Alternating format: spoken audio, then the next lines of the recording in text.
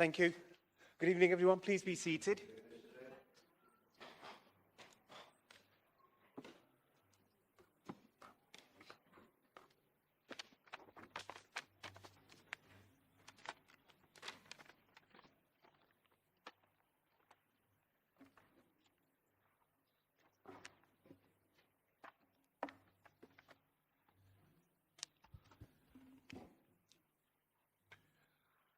Good evening. I would like to welcome everybody to this meeting of the Council here in the Council Chamber.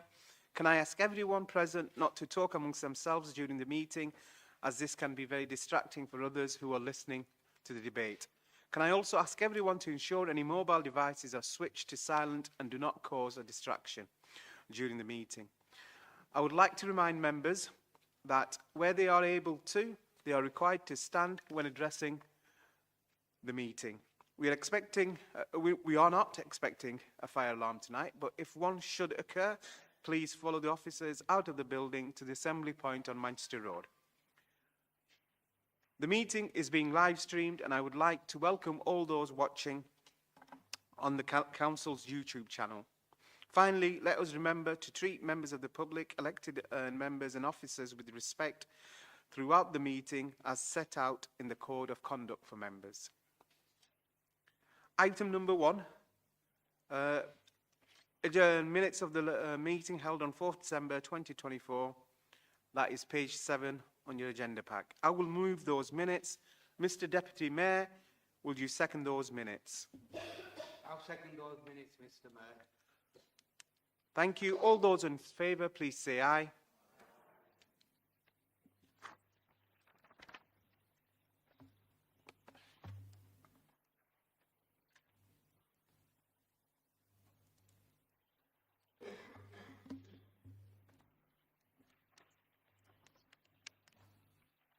Item number 2 on the agenda, declaration of interest. Are there any declaration of interests? Yes, and I'll go from this. And Councillor Wilde. Thank you, Mr. Mayor. I've got another non-prejudicial interest through my employment at ELHT for agenda item 5. Thank you. Councillor Sproul. Thank you, Mr. Mayor. I've got another non-prejudicial interest through my employment for North West Ambulance Service for agenda item 5. Thank you. Councillor Anwar.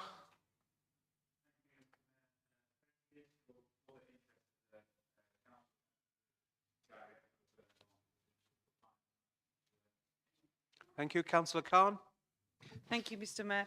I have other non-prejudicial interest in the item 11A Canal Side Master Plan, as I am on the Towns Board. Thank you. And Councillor McGowan. Thank you, Mr. Mayor. I have another non-prejudicial interest on item 11, which is delivery of the town centre and Canal Side Master Plan, through my involvement with the long-term plan for town. Thank you. Is there any other member? No? Thank you. Item number 3, Mayor's Communication. I would like to invite you all to attend the 80th anniversary of the Holocaust Memorial Service on Sunday, 26th January at 12 noon and at the Peace Garden. This will be followed by refreshments at the Town Hall at 12:30 p.m. in the Town Hall. Thank you. Any public question time? Item number 4. There are none, Mr. Mayor. Thank you. Agenda and item number 5 on the agenda, motions to the council. Once a motion has been moved and seconded, members may speak once and for a maximum of 5 minutes. They may only speak again on the amendment. Members will note that we have two motions on this evening's agenda which are similar, in that both call on East Lancashire Hospital Trust to reverse the decision to seize the hospital and shuttle bus service, but not identical, as the motion at agenda item 5B is broader. Both motions were accepted by the Head of Legal and Democratic Services as they have been received in accordance with Council Procedure Rule number 11, motions on notice. The movers and seconders of these motions have been informed in advance of the number of options of how the motions might be dealt with this evening. The options are: a motion can be moved to change the order of business in accordance with CPR 13C. And one of the motions could be withdrawn under CPR 14.8. One of the motions could be amended under CPR 14.6 or altered under CPR 14.7, which might mean other motion could be withdrawn. Item number 5, cancellation of the free shuttle bus between Burnley and Blackburn. I think one of the motion has been cancelled, hasn't it? No. He's got to move, so if you Okay. Councillor Wilde. All right. Okay. Councillor Wilde. Thank you, Mr Mayor. We withdraw our motion. Thank you. Councillor Townsend. Is that seconded? That's seconded, Mr Mayor. Okay. All those in favour, please show.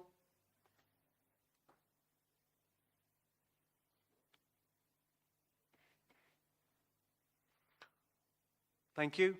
All those against, please show. Any abstentions?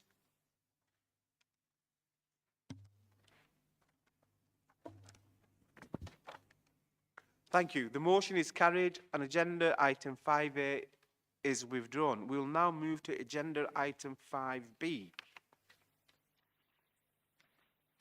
Following the withdrawal of motion at item 5A, I understand that the intention is for this motion to be jointly moved by councillors Ali and Wilde.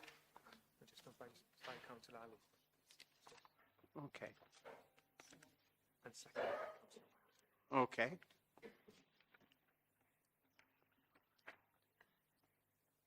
Okay. Thank you. I've got my script wrong. Right. Following the withdrawal of the motion at item 5A, I understand the intention is for the motion to be to be moved by Councillor Ali and seconded by Councillor Wilde. Councillor Ali, will you please move your motion? Thank you, Mr. Mayor. I'd like to say a few words before I move the motion. Mr. Mayor, fellow councillors and members of the public watching online and in the gallery, I rise today to propose this motion with urgency and keep concern over the decision by East Lancashire Hospitals. Excuse me, Councillor Ali, we can't hear you. The mic's Do not you want to? working, Councillor Keane. Sorry, the mic's not working there. It needs recording. I do apologise if you want to start again. Mr. Mayor, fellow councillors and members of the public watching online and in the gallery, I rise today to propose this motion with urgency and deep concern over the decision by East Lancashire Hospitals NHS Trust to withdraw the free shuttle bus service connecting Burnley and Blackburn hospitals. This decision not only undermines promises made to our communities, but risks leaving some of our most vulnerable residents without equitable access to vital healthcare services. The shuttle bus was introduced as a lifeline when Burnley General Hospital's emergency department was closed. It was clear commitment to ensure patients and staff could access the services they need. Regardless of financial or mobility challenges, its importance has only grown over the years, serving as a critical link for those who rely on affordable and reliable transport to reach their appointments, jobs and loved ones. Allow me to summarize why the decision is so damaging. Number one, the broken promises. The withdrawal of this service is a betrayal of the commitments made during the reorganisation of our healthcare system. The East Lancashire Health Trust's ability to act in the community's best interest is now being questioned. Number two, the financial burden. Without the shuttle, patients and staff face significant costs for public transport, which is often impractical and time-consuming for low-income families. This will mean choosing between healthcare and affordability. Number three, the healthcare disruption. Staff delays will lead to missed appointments, longer waiting times and a drop in patient care quality.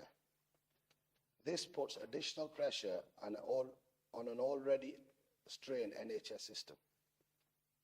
Number four is the environmental harm it will cause. The increased reliance on cars will worsen congestion, raise fuel costs, and contribute to pollution.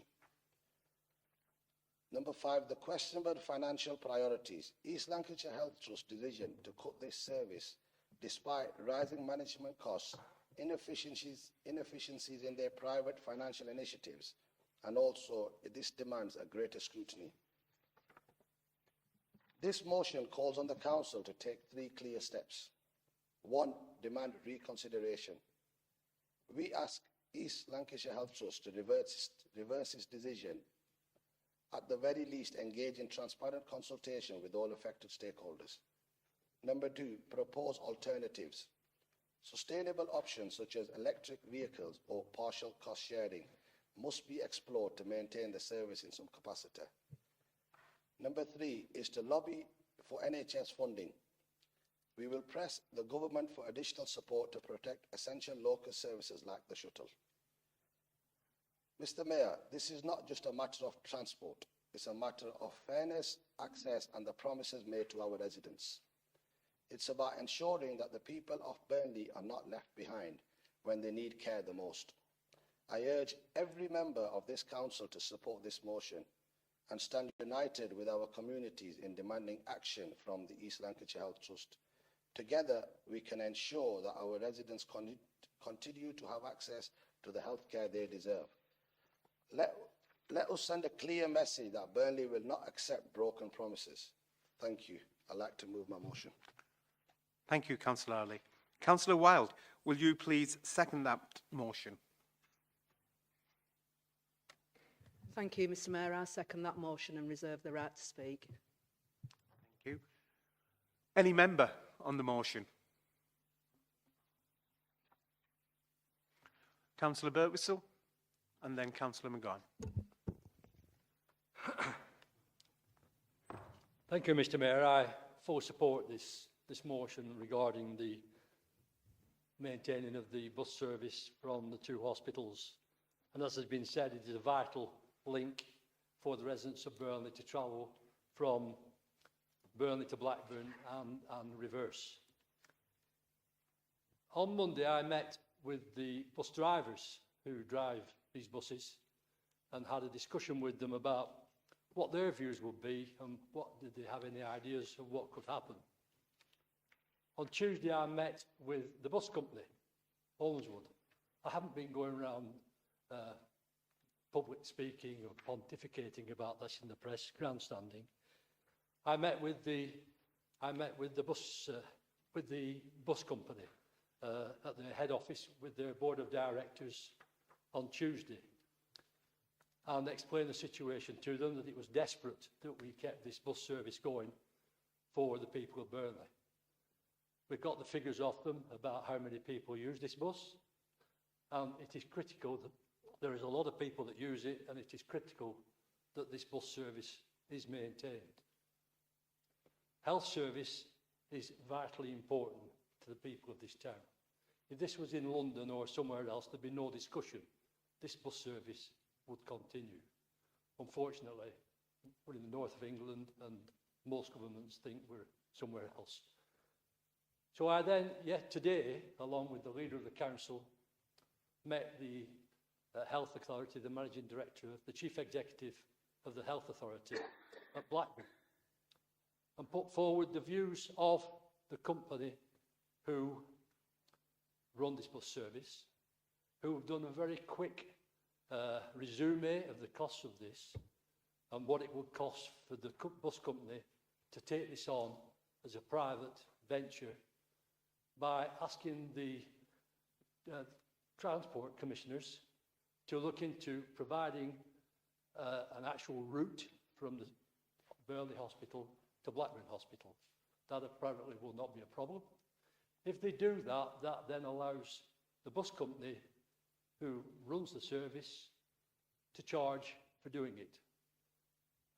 Figures are being worked out at the moment by the bus company as to whether this will be possible, whether it will be a profitable decision for them to make, and will they be able to make it work without using the hospital's funding. We were advised today what the situation is regarding the state of finances at the hospital, and they are desperate. There's no doubt about that. And whose fault it is not my concern. They are a desperate position, and they are not in the position to do this. The bus company have had this afternoon, the directors of the bus company this afternoon have had a conversation with the chief executive at Blackburn Hospital.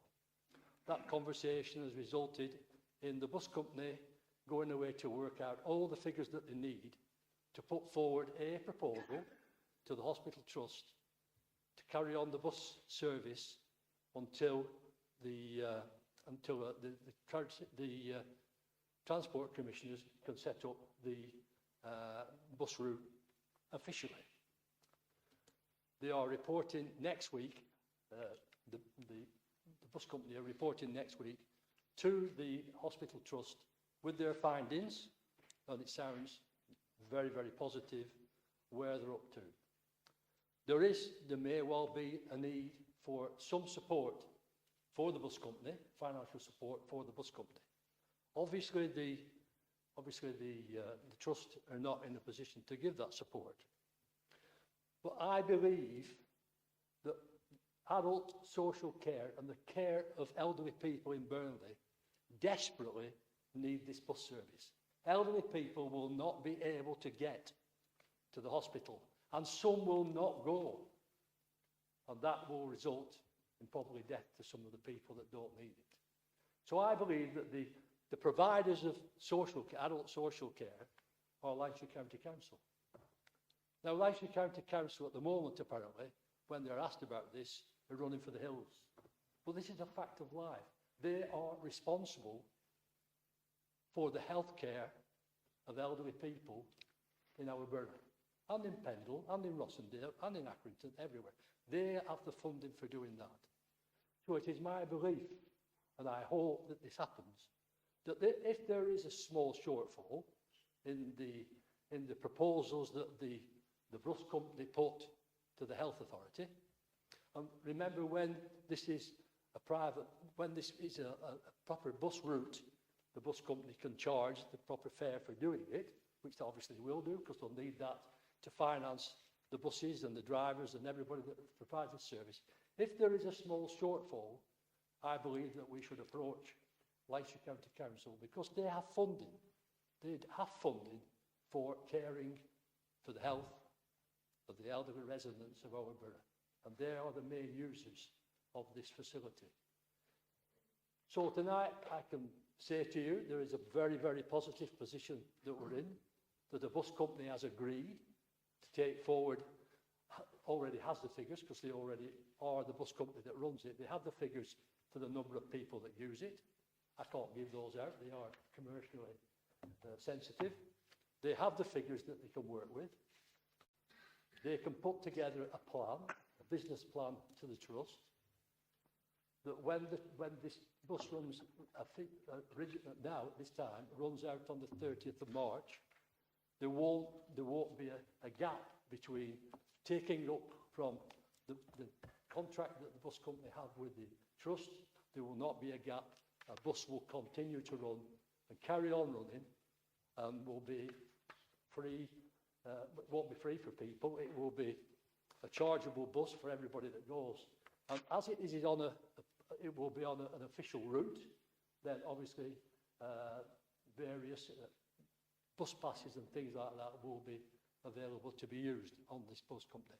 So as of 5 o'clock tonight, when I spoke to the directors of the company that run this bus service, they are working next week to put together a business plan and a budget for this. They are meeting the directors, the chief executive and directors of the hospital trust, and hopefully next week we will be in a better position to know whether they can deliver this using their own money, and they think there's a good chance. And if not, what will be the small shortfall or a shortfall to keep this going, and where we can go to get this little balance to get the show on the road.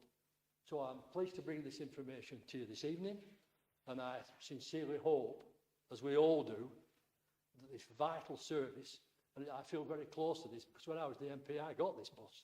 I feel very seriously emotional about this bus because I believe this is the lifeline, a lifeline to the elderly, disabled residents of Burnley who need this bus to get to the hospital for the treatment. Because I honestly believe that some of Councillor them Birtwistle, will do you want not- to wrap up 5 minutes?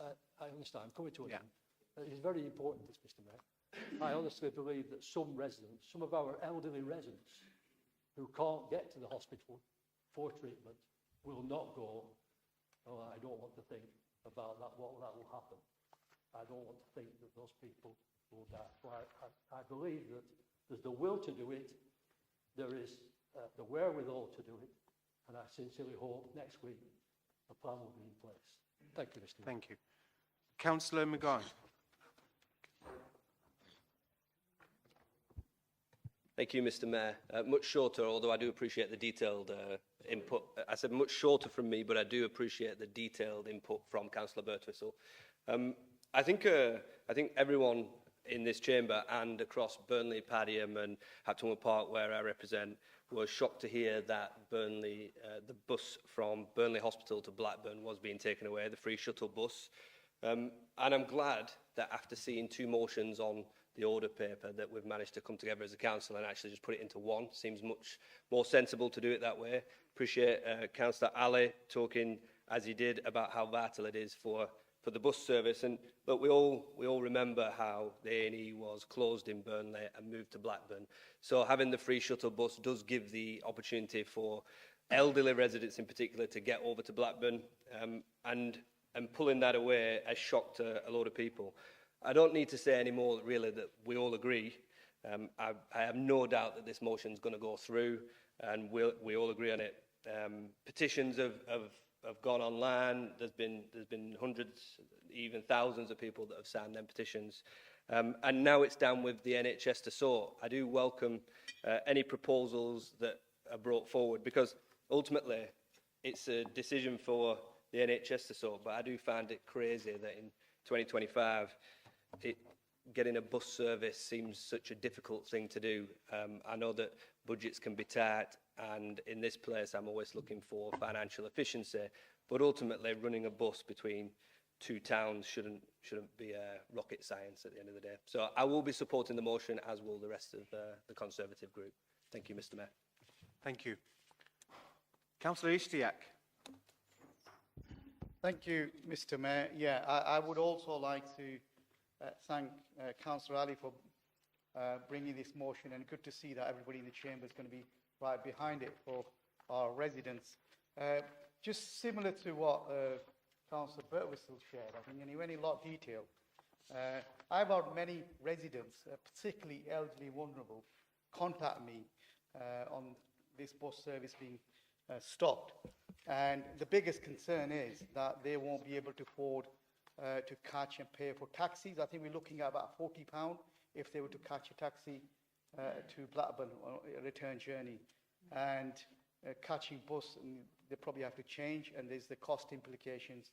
And as we all know, rising costs, energy costs, fuel costs, and other costs are impacting, and this is an addition to some of those, which will result in many people who need this service missing their appointments and putting them at risk of their health, and could deteriorate, and let's not hope that happens, but could lead on to some serious consequences for some of these vulnerable people. I had 80-year-old plus on the phone to me crying because she goes, if this starts, I do not have money to pay for it. I need to attend appointments 3 to 4 times a week. So I hope there's a solution for this. The relevant authorities come together and come up with a solution that will protect these vulnerable people. Thank you, Mr. Mayor. Thank you. Councillor Anwar. Thank you, Mr. Mayor. First of all, just like to thank Councillor Ali and Councillor Wilde for to echo what Councillor McGowan said in terms of having this agreement, having the one motion, to send out a clear message really from this chamber that all of us on this issue at least are standing together and support the plight of all of our residents who will be affected by this decision. We heard from Councillor Birtwistle in terms of the meeting that took place earlier this afternoon. We did meet with the Chief Executive of the Trust.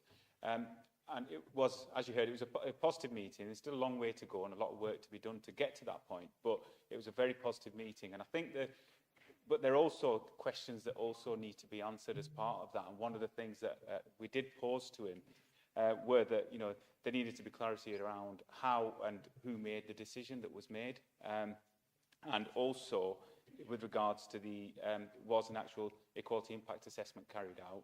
And finally, how wide was the consultation as well, and did that take place? And so they have assured me that answers to those three key questions will come back to us. But what I do want to say is that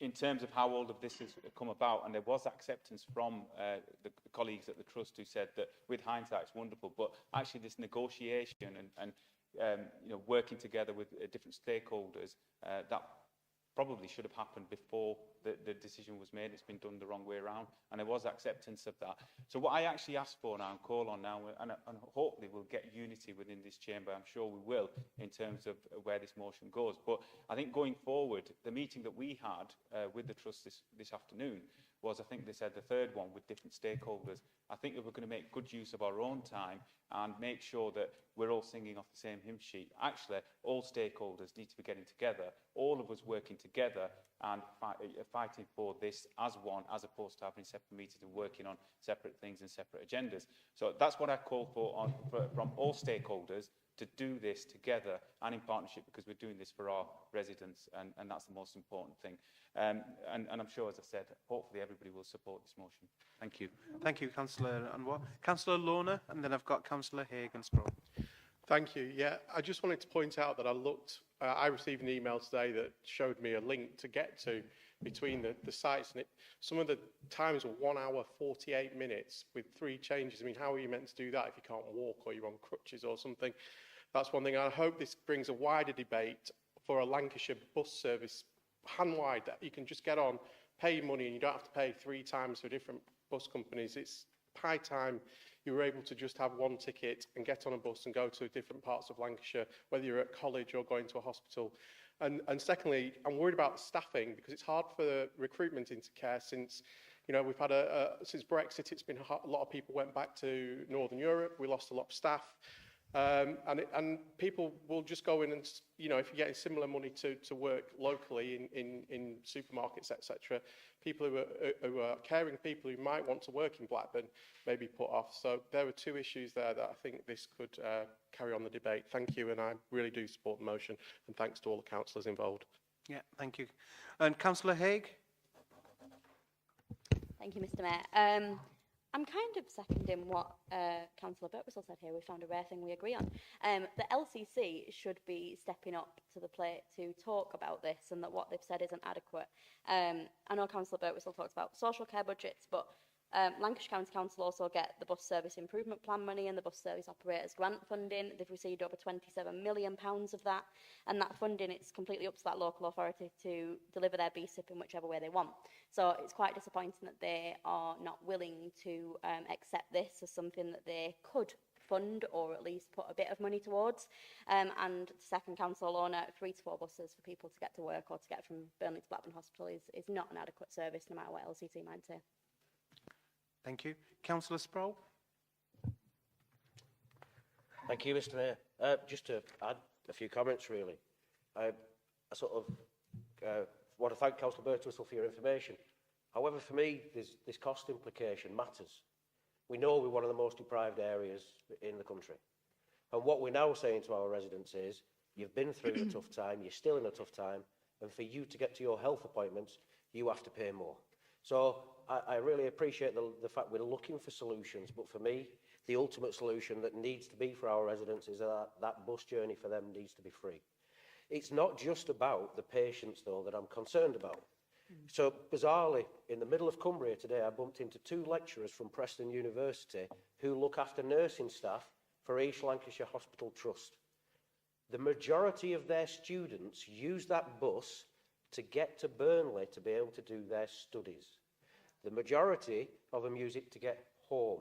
Now, we've talked about the cost, and thank you, Councillor Order, for the information of 3 journeys over such a period of time. Let's be dead straight, these students, they work in 12 hours, and we're expecting them to add an additional 2 hours virtually at either side of their journey just to get back to Blackburn before they even have to get back to Preston. What we are doing by cancelling this bus is damaging not only patients' rights to healthcare, but we are damaging the fact that right now the hospitals are doing well in getting student nurses in, doing well at progressing student nurses, but that will fail down to the difficult times that students are going through as well.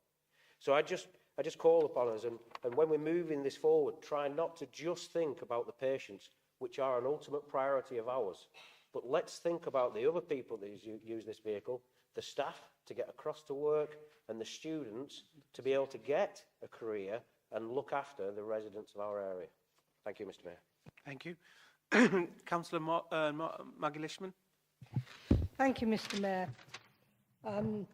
Like everyone else in the chamber, I support this motion. I'm glad we reduced it to 1, and I thank the movers of both of them that we've managed to get to a sensible position. I just want to make a couple of other points. Most trusts that overspend, particularly acute trusts, overspend because they're providing particularly good services. That isn't true in our trust. And anybody who's heard anyone with experiences of going to the A&E department in Blackburn at the moment will know that that is most certainly not a gold star service that our residents are receiving. And on top of that, they then turn round and say they'll take the bus service away. And I think Councillor Anwar has already referred to the process of how they arrived at that cost-cutting decision. And some acknowledgement, it appears, that they may have done that wrong. What struck me the most when I read their note about cancelling the bus service was their self-congratulatory pat on the back for giving us 3 months' notice of what they were going to do. So not only are they not delivering us a good service, and not only are they taking away what for a lot of people is a vital link to getting to those services, they do not even seem to understand that there should be a process of consultation and of talking through with residents. It may not be that the bus is the best solution. It may be a completely different way of doing it. But you have to talk to arrive at that. So I think my message to the Trust is listen to this motion, but I hope you've listened to this debate, and I hope you understand that we as residents of Burnley, whilst not particularly liking to have to go to Blackburn for a number of our services, understand that we might have to, but we want to be able to get there, and we want those services to be good when we do get there. Thank you, Mr. Mayor. Thank you. Councillor Kazmi.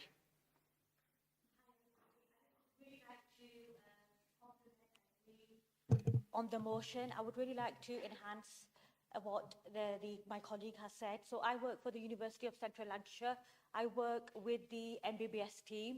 So I actually use that bus. I go out to Blackburn Hospital and monitor my students who are going out onto placements. So for us, for the University of Central Lancashire, this is going to be quite a detrimental impact for the university. We are a renowned, innovative medical school being established here in Burnley.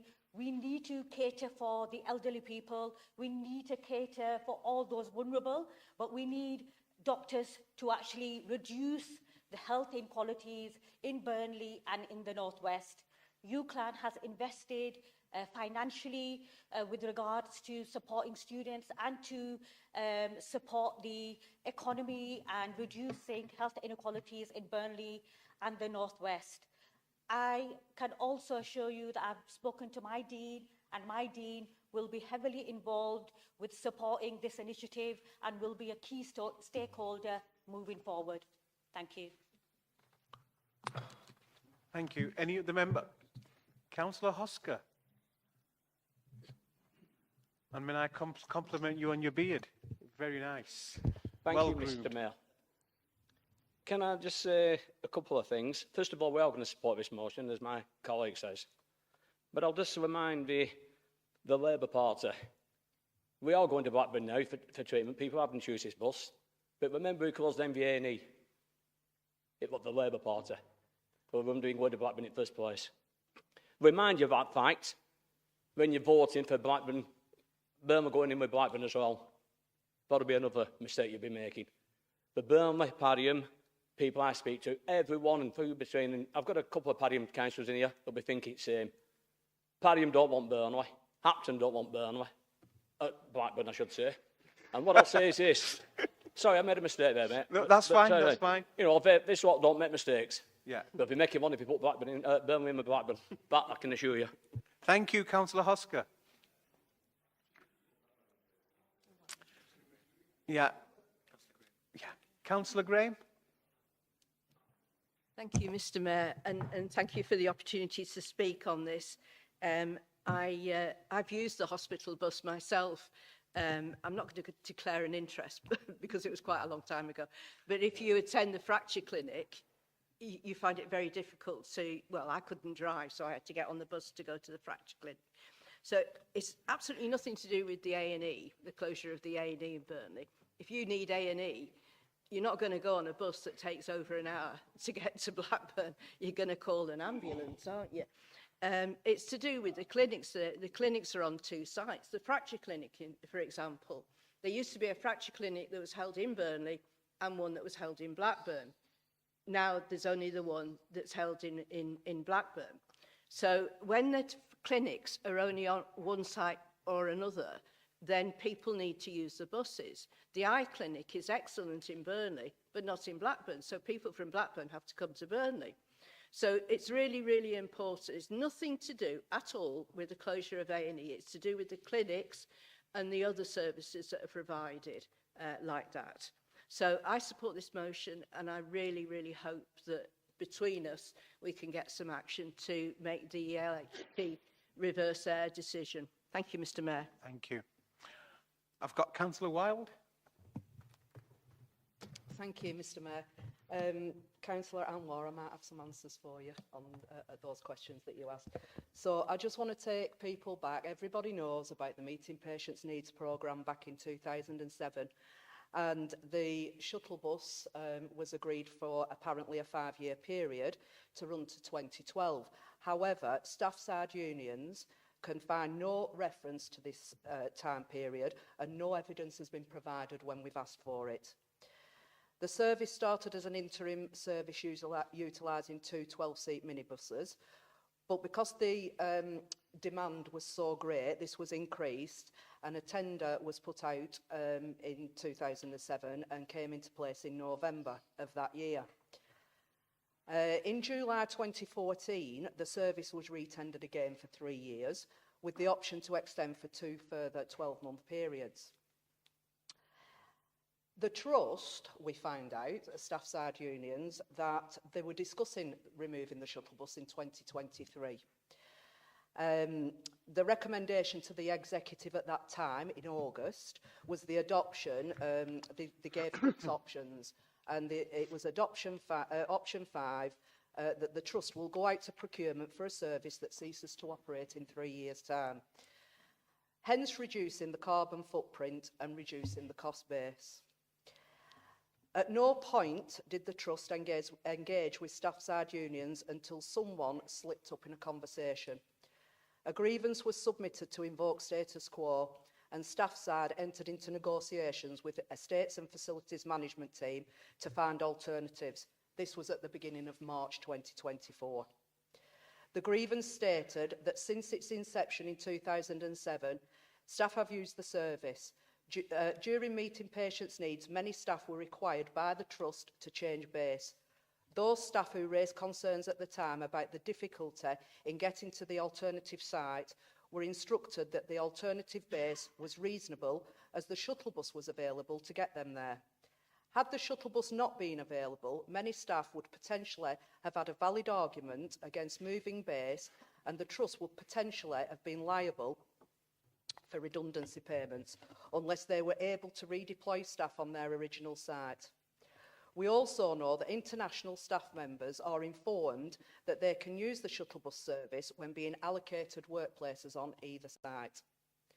There is no doubt that the impact on all users of this vital service once it's withdrawn will have a huge impact on already stretched services, on already very low morale of staff, and on patients who will resist going to treatment in our hospitals simply because they cannot afford the cost of getting there. Staff side were ignored. The trust, and one of the questions was who made the decision. The trust executive made the decision. They made the decision to go with option 6, which was there is no requirement for the service to be provided. Ceasing to provide the service would save the trust £784,665 per annum and significantly reduce emissions that count towards the trust carbon footprint. This is what it is all about.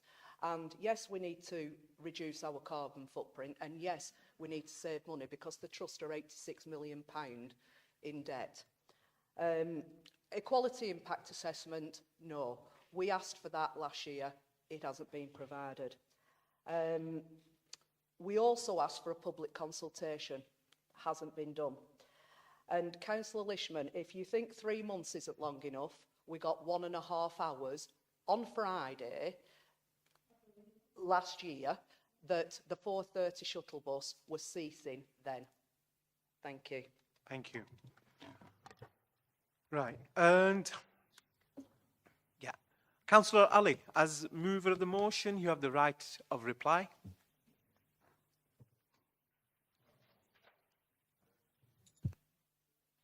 Thank you, Mr. Mayor. I'm happy with you. Thank Okay. Councillor Wilde, you have the right to reply, or are you happy with what you've said? Okay. Right. Okay, thank you. I think this motion is quite, and in terms, it's quite emotive everywhere. I've seen last 2 weeks on social media how it's gone, and with regards to the petition, Councillor McGowan, it's over 15,000.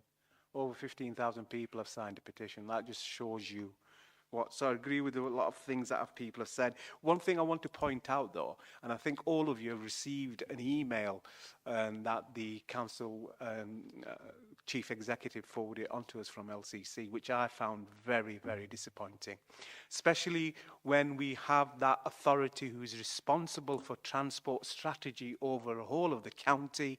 It's just basically, you know, washing his hands of this. And I say, what is the point of an authority that can't affect transport as it is?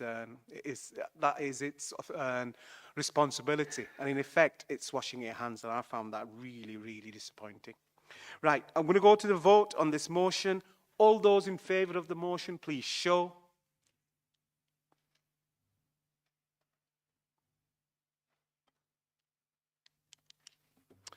Thank you. All those against, please show. Thank you. Any abstentions? Thank you. The motion is now carried.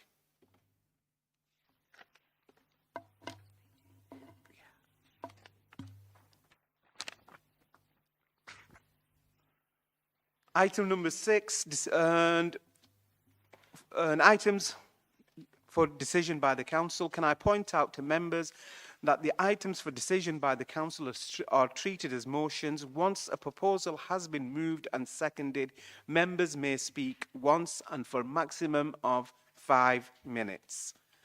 They may then only speak again on the amendment.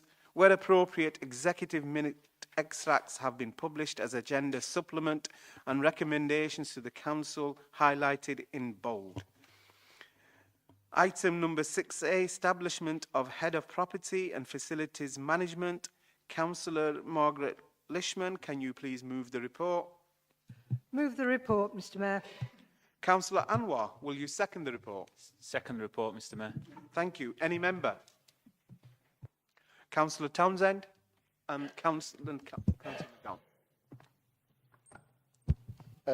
Thank you, Mr Mayor. I am going to be moving an amendment to this, and I have advice that certain officers may wish to leave the room whilst I do this. Right. Just before you leave, Councillor McGowan, is your anything related to that? If there's an amendment coming, or are you going to wait for? Okay, so wait for that. Okay, thank you.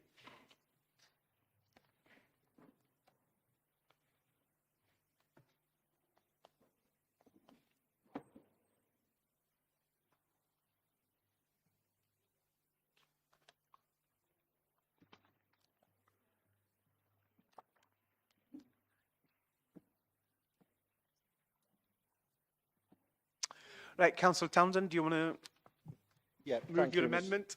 Thank you, Mr Mayor. I'll read out the amendment just for the sake of, obviously, our members and those perhaps listening at home. Basically, it's adding to the recommendation that's already there and continuing, and in the light of a number of services returning to the Council from Liberata, the Executive carry out an immediate review of senior posts across the Council with the aim of improving efficiency, reducing management costs and redirecting the maximum possible resources to frontline services such as cleaner streets and green spaces. So that's the amendment, Mr Mayor. Just speaking to it, first of all, can I say that it's really good news that a number of services are being returned from Liberata. When the decision was first taken in 2015, basically to outsource services to Liberata, it was done, I know, a very difficult decision for this council at the time. It wasn't something that we really wanted to do, but the austerity of the coalition of governments at the time really drove us to it in terms of the financial pressures that were around at the time. This group does accept, the Labour group does accept, that the skills, knowledge and experience associated with the post and the need to manage 20 additional staff is needed, and that's why we don't want to touch the original motion that the executive have put forward, in fact just added to it.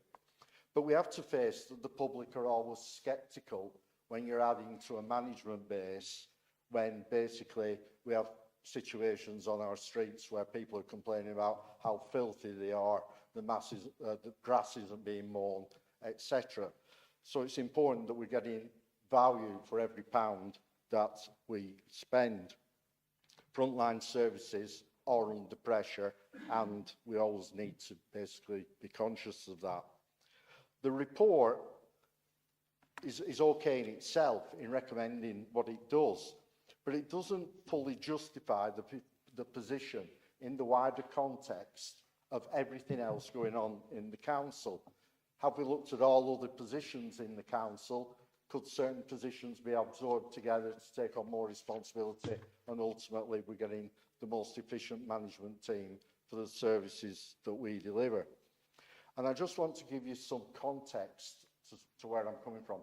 And this is publicly available information. It's on the council website, and it's the latest published accounts for this council for 22-23. And basically, it details in there, as those who are on Audit and Standards Committee, all senior management posts and how many posts that we have that are earning over £50,000 a year, which is, you know, a good salary for this area when you look at latest reports about average salaries that are in the mid-20s. So basically, in 22-23, there were 12 posts in total in the council earning over £50,000 per year. And I did a rough calculation, and I will accept this is rough, but it's an underestimate, that was costing the council for all those posts, with some on costs on top, pensions, etc., just under £1 million a year, £970,000.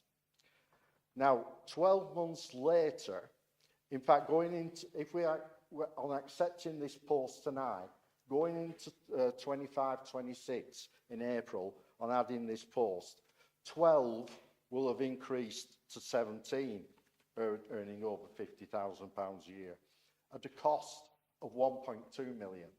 Now, that's an increase in management costs of 20% in just 12 months. Now, I think that needs to be looked at. That's a sizable chunk of our net revenue budget. So I think we need to go have a management review, the senior posts within the council. It might well come back and say, everything's okay, we're getting best value, it's highly efficient. That's fine. But the report at the moment doesn't say that. So I think in parallel, we need to do that. Going back a few years, I know we did regular reviews of senior management posts to make sure we gain best value. I don't think that's been done for a little while. So I think it's time it was done.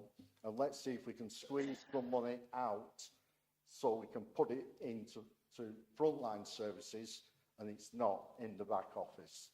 Thank you, Mr. Mayor. I move the amendment. Right, is that amendment seconded? I second that amendment, Mr. Mayor. Thank you. The monitoring officer was given advance notice of the amendment and is satisfied that the amendment is relevant to the original motion. Does any member wish to speak on the amendment? Councillor Anwar?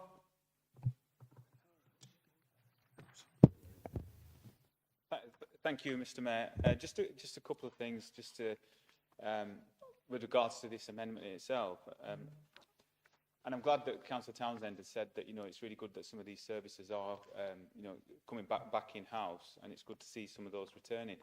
But I think the key thing to point out here is that the role of the head of property services will have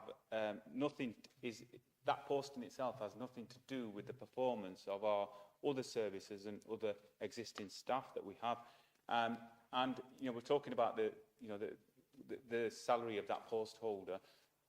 In terms of the responsibility, we've got to also bear in mind the portfolio that post holder will be responsible for, which will include, which we didn't have in the past when this contract was signed with Liberata, was Charter Walk, Pioneer Place, Sandygate Halls. And so it's a huge portfolio, which is, again, the reasons for that post being set out. But I think the point I want to make, and I think these members need to look and listen to this point very, very carefully, is that not so long ago we had a peer review, an independent peer review that took place, that came in and looked at our council and looked at our performance as a staff. And one of the things that they came back with was to say that actually we're a well-run council, and that we're run efficiently, and the leadership and in terms of the chief exec and his management team run a tight ship, but there's nowhere else that we can sort of make those savings and not have an impact on the services that we provide.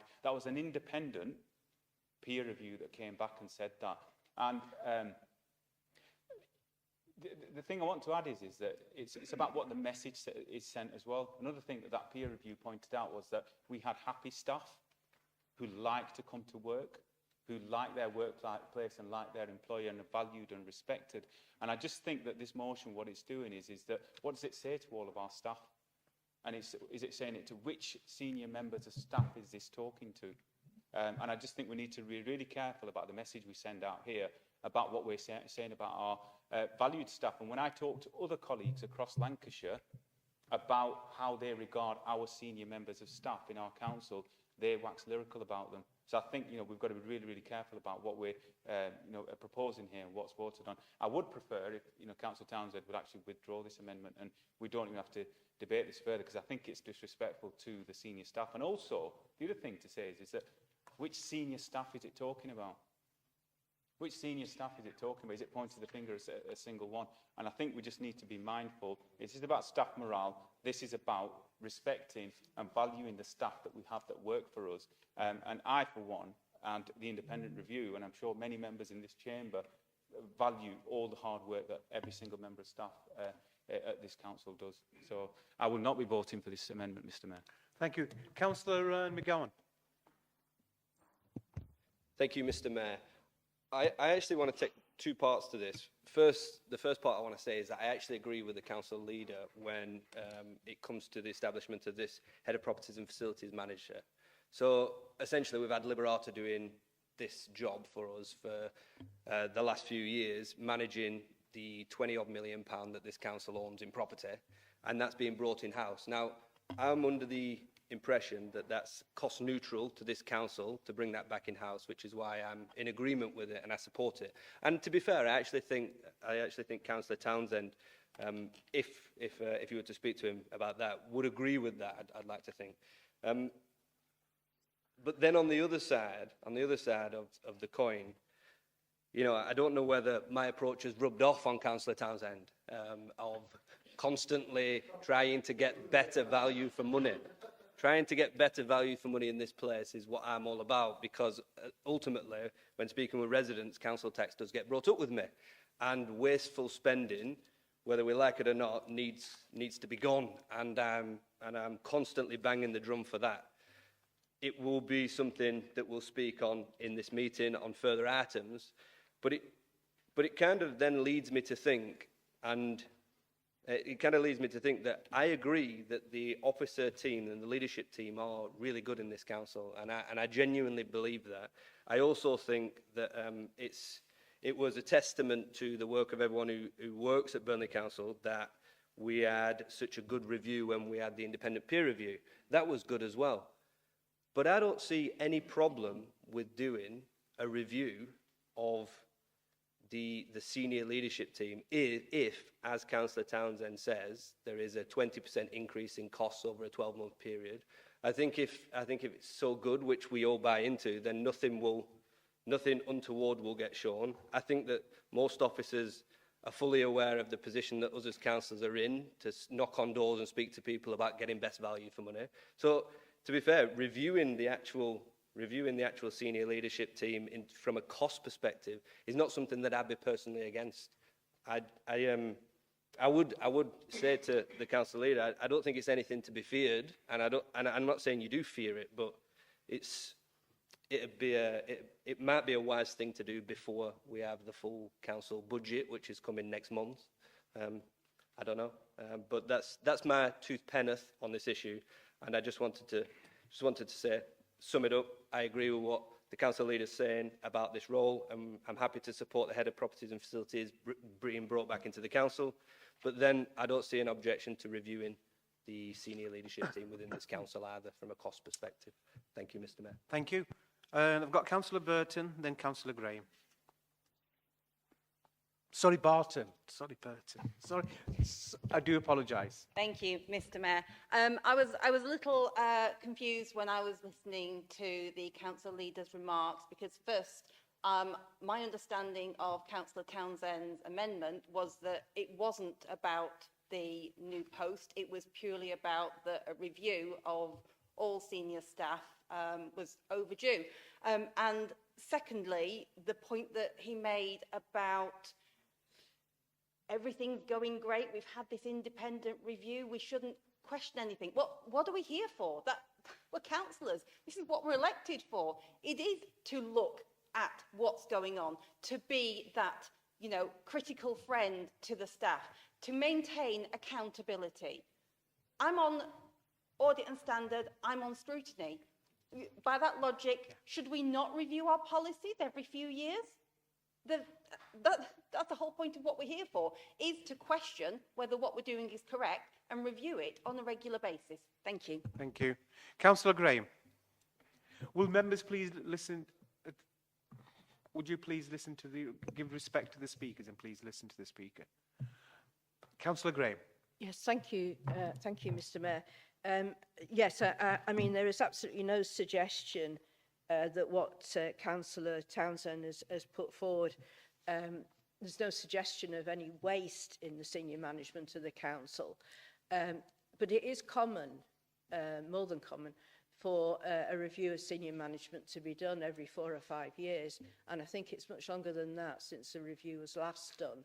So it's timely to do it. Councillor Townsend made the point that the cost of senior management has gone up by 20%. Now, there may well be solid justification for that, but actually we would like to see the solid justification and we would like the Chief Executive to run the rule over the senior management of the council and see whether it is good value for money. And that's what our role is. Our role, as Councillor Barton has said, our role as councillors is to ensure that our ratepayers get good value for money. Thank you, Mr. Mayor. Thank you. Councillor Baker. Thank you, Mr. Mayor. Just trying to get my words together on this one. I can see where Councillor Townsend's coming from. Interesting, yeah. But we shouldn't be conflating that with the item agenda that's here before us tonight, whether to take it on or not. By all means, bring it back as a separate motion next month or next council meeting to say that the council believes that senior management is that, or alternative, discuss it with the executive and say, shall we do it? But to conflate it with this is completely mad. So I would ask Councillor Townsend to withdraw his motion and look at a better way of introducing it when you'll probably gain more support. Otherwise, it would possibly be thrown out anyway, Councillor Townsend. Thank you, Mr. Mayor. Councillor Sproul. Thank you, Mr. Mayor. I'm fairly certain, Councillor Baker, that right at the beginning of this, it was said that the monitoring officer had overlooked and saw that it was relevant to the motion on the table. So quite honestly, we've gone, the advice has been sought, it is relevant, it is part of it, therefore I don't see a point in removing the amendment. I think moving it forward is actually the way to go. And on the other side, for the council leader, I think it's a little disrespectful in some ways to say that we're targeting staff. We're not targeting staff. We have, in my eyes, the most amazing bunch of officers that go out of their way to ensure that each and every one of us in this chamber can do what we need to do. However, that doesn't remove the fact that most statutory bodies have regular leadership reviews. We're not targeting, in my eyes, any individual. We're not targeting or looking at changing things. What we're after is justification about the 20%. Thank you. Thank you. Councillor Ishtiaq. Thank you, Mr. Mayor. My only concern is that I think if we are suggesting, and whether I'm not sure whether this is going to go through or not, but if we are suggesting, then I think welfare of the staff and then any review must be all-encompassing in terms of, let's look at what we got in place. Is it really working? Maybe the staff are stretched rather than just focusing on that we've got a higher tier of SNC. They may need more resources. So any approach should take that into account as well. Welfare, we're just coming out of pandemic and we know how wonderful our staff done over the last few years. They're stretched with the budgets have been cut year on year. And if we go any further, I'm not sure if we're going to be able to manage by reviewing this. So that's my suggestion. If we are looking at reviewing this, we should also look at reviewing wholly and see if the staff have enough resources. It may well come back and there's gaps. Yeah. Thank you. Councillor Lishman, Margaret Lishman. Thank you, Mr. Mayor. As Councillor Baker said, this isn't the right way to do this. By attaching it to this particular item, the implication is there, whether Councillor Townsend means it or not, and I'm sure this is how the senior managers have interpreted it. The implication is that this council is top-heavy and that we're not delivering on frontline services because we're top-heavy. Reference has been made to the review, and yes, an independent review is different from if we look at it ourselves. And in fullness of time, I've no objection to reviewing what the senior management team looks like. But to do it in this manner, I think is insulting to our staff, and it is giving them the impression that we do not value them. And we should not ever do that because of the work that they do for us. I do not think that we're top-heavy, and I think this particular discrete post, which is funded from within the envelope of money that is coming back involved with it, has a particular portfolio that does not have any major impacts on any other members of our senior management teams, and I will be opposing this amendment. Thank you. Any other member? Councillor Lorna. In a time also of devolution and what's going on, it sends out the wrong message, I feel, to Blackburn and all of that we don't actually know what we're doing. And I don't want to be putting out that message. And I think I trust the officers, and I do think they do a wonderful job, and they are stretched. So I won't be supporting the motion. Thank you.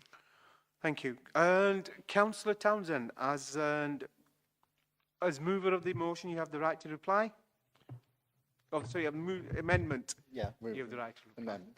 Thank you, Mr. Mayor. That's been an interesting debate. First of all, just to be absolutely clear, that's why the amendment doesn't touch the actual post itself. I think I tried to explain our support of bringing in the skills, knowledge and experience and making sure we can manage 20 staff was absolutely important.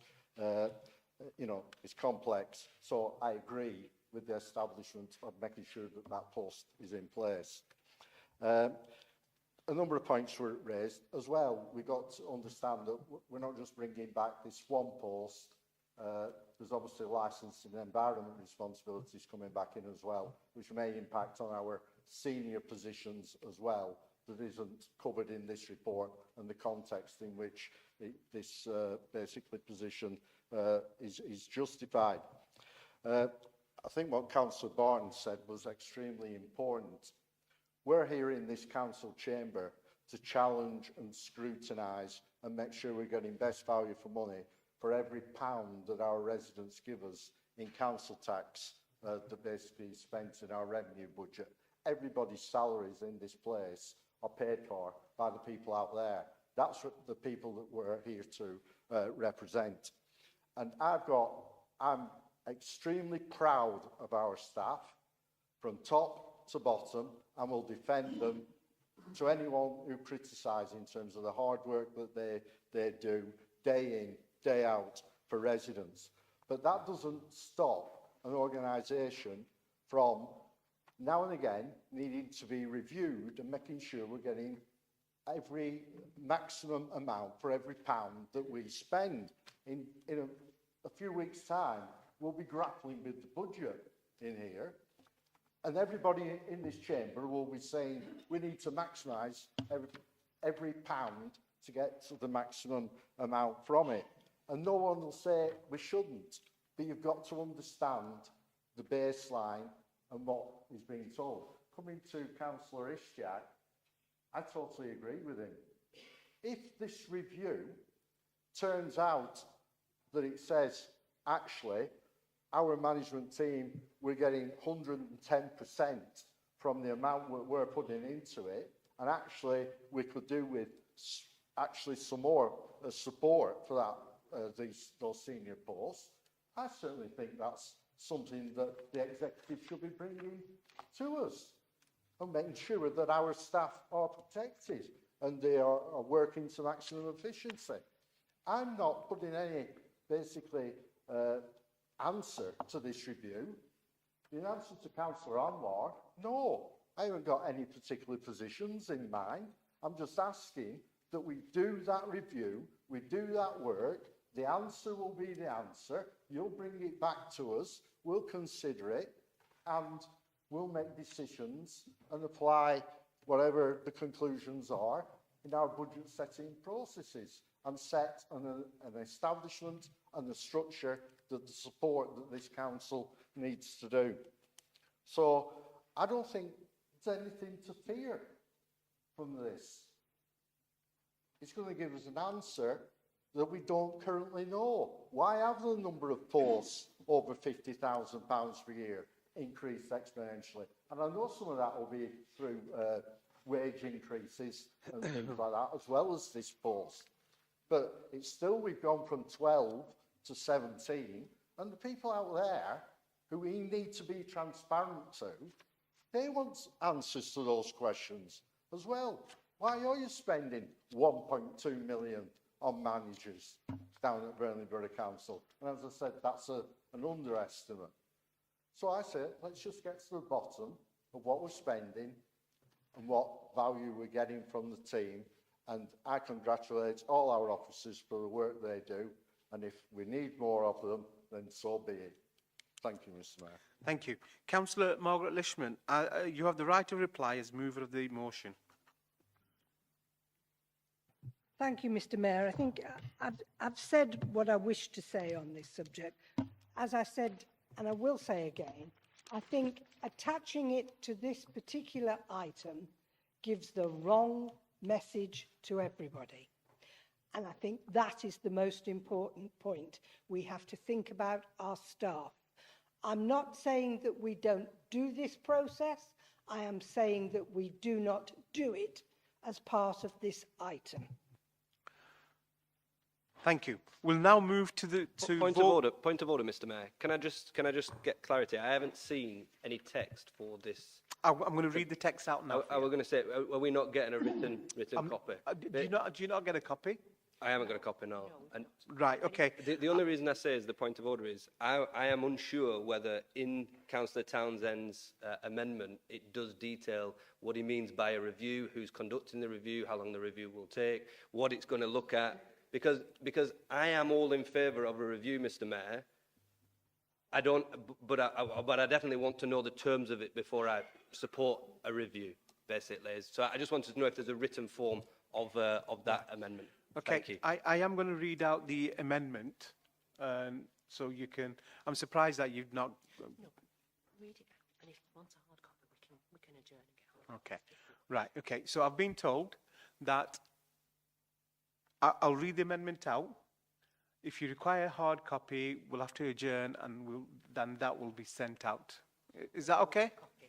Yeah. Are you happy with that? Right. Okay.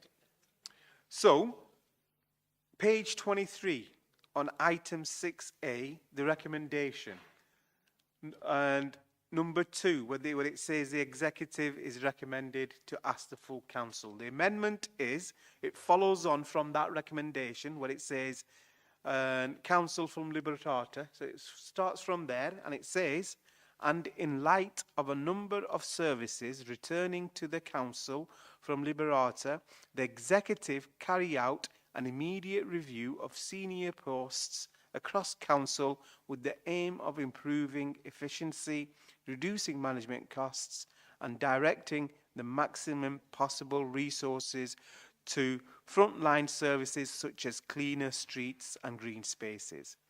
Now, do members want to see a hard copy? Councillor Khan.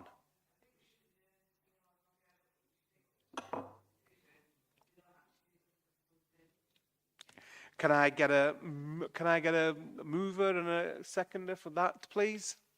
Have you moved that adjournment? Yeah. Who's seconding that? Thank you. So can we go to a vote? All those in... Sorry, point of order, Mr. Mayor. Right. Just for clarity, we've obviously, and this is difficult because, with all due respect, and we've got this the wrong way around. The adjournment should have been before we actually started debating it, because everybody's going to go out the room now, and I've just replied to the actual amendment. We've actually gone through the process. So there isn't now any speeches or anything like that when we come back. It's purely the adjournment's just got to be to, I think, agree. Everybody go out and agree how you vote. And that's right. The debate is finished. The debate is finished. So what's going to happen now is you will get a hard copy, you'll look at it, and it will go straight to a vote. There won't be a discussion on it because we've had the discussion. Unless you want to... Mr. Mayor, I feel we should adjourn to talk in our groups at least about it for a few minutes, because yeah, you can we do. might have missed something. Yeah, Councillor Baker. Or we might find an alternative. No, not published. Very poor. Councillor Baker, you're right. You can have a discussion amongst your groups, but when you come back into the chamber, straight to the vote. Okay? Can we all those in favour of the adjournment for 10 minutes? Yeah, all those in favour, please. Thank you. All those against? There's one against. Any abstentions? That is carried. We're adjourned for 10 minutes. Members of the council, ladies and gentlemen, please be upstanding. Thank you.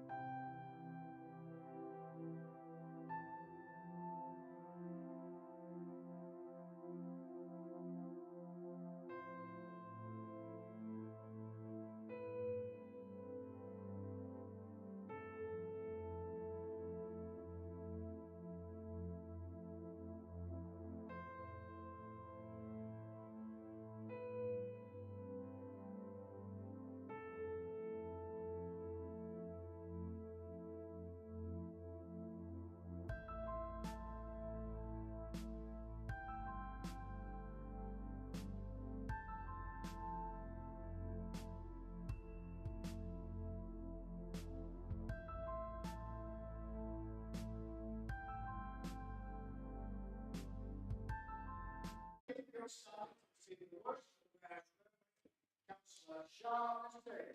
Thank you.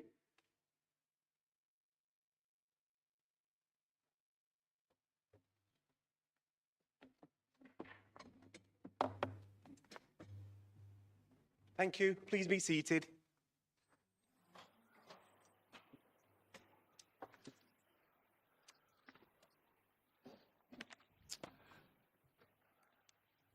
Councillor Baker.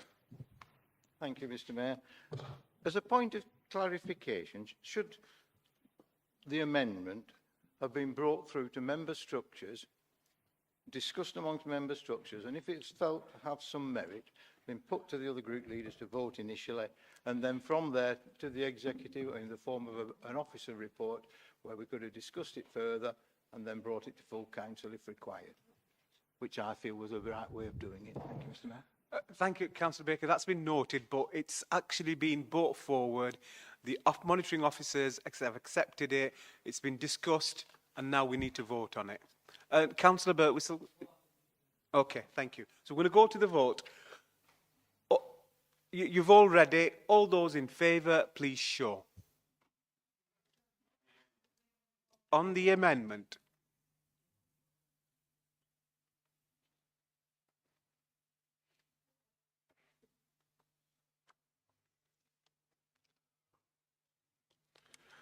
All those against, please show.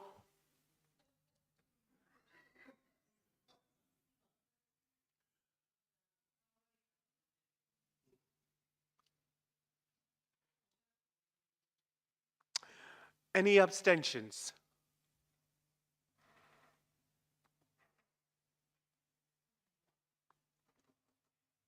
Thank you. The amendment has not been carried. We're going to move on to the main motion. And so that is, the executive is Point of recommending... order, Mr. Mayor. I think you can allow council officers back in. No, we're not finished. We need to finish this before we... No. That's been... All right, Just okay. the amendment. Right, fair enough, yeah.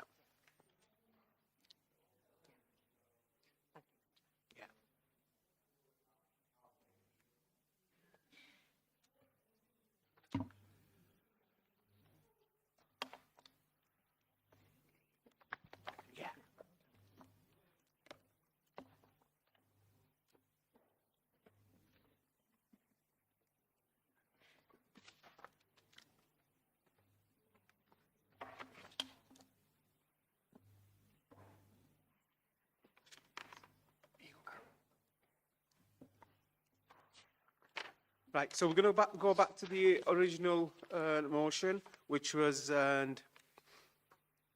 moved by Councillor Margaret Lishman and seconded by Councillor Anwar. Any member who want to have a discussion? Yes, Councillor McGowan. Thank you, Mr. Mayor. Obviously, now we've passed on with that amendment from the Labour Party. I just wanted to ask on this part whether or not it would be welcomed if I was to bring to the next member structures the very proposal that was put forward tonight about a review for all senior management within the council. Thank you, Mr. Mayor. Any other member on the original motion? No?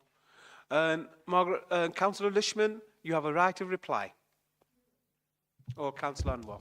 Yeah, sorry, yeah, Mr. Mayor, just on that, the comment that was made by Councillor McGowan there, I think one of the things that was raised as part of the debate was that, you know, is there something that we fear? It's not about whether we fear something or what the outcome will be. I think the key question is there's a right way and a wrong way of going about things, and I think the right way to go about it is to bring a report to full council, a proper report that outlines actually what the terms of references would be and what it would look like and what that would mean. So in answer to that, yes, we would welcome that, but it's got to be done in the proper manner. So thank you, Mr. Mayor.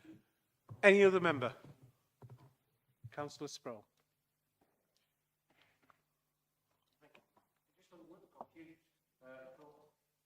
I thought we'd moved past the amendment and we're now on the motion rather than referring back to the amendment. Can we try and move forward with the motion? Yes, yes. That's what we're talking about. It was a question raised by Councillor McGowan, which Councillor Anwar has answered. So on that motion, and all those in favour? On the original one, on the original motion. All those in favour?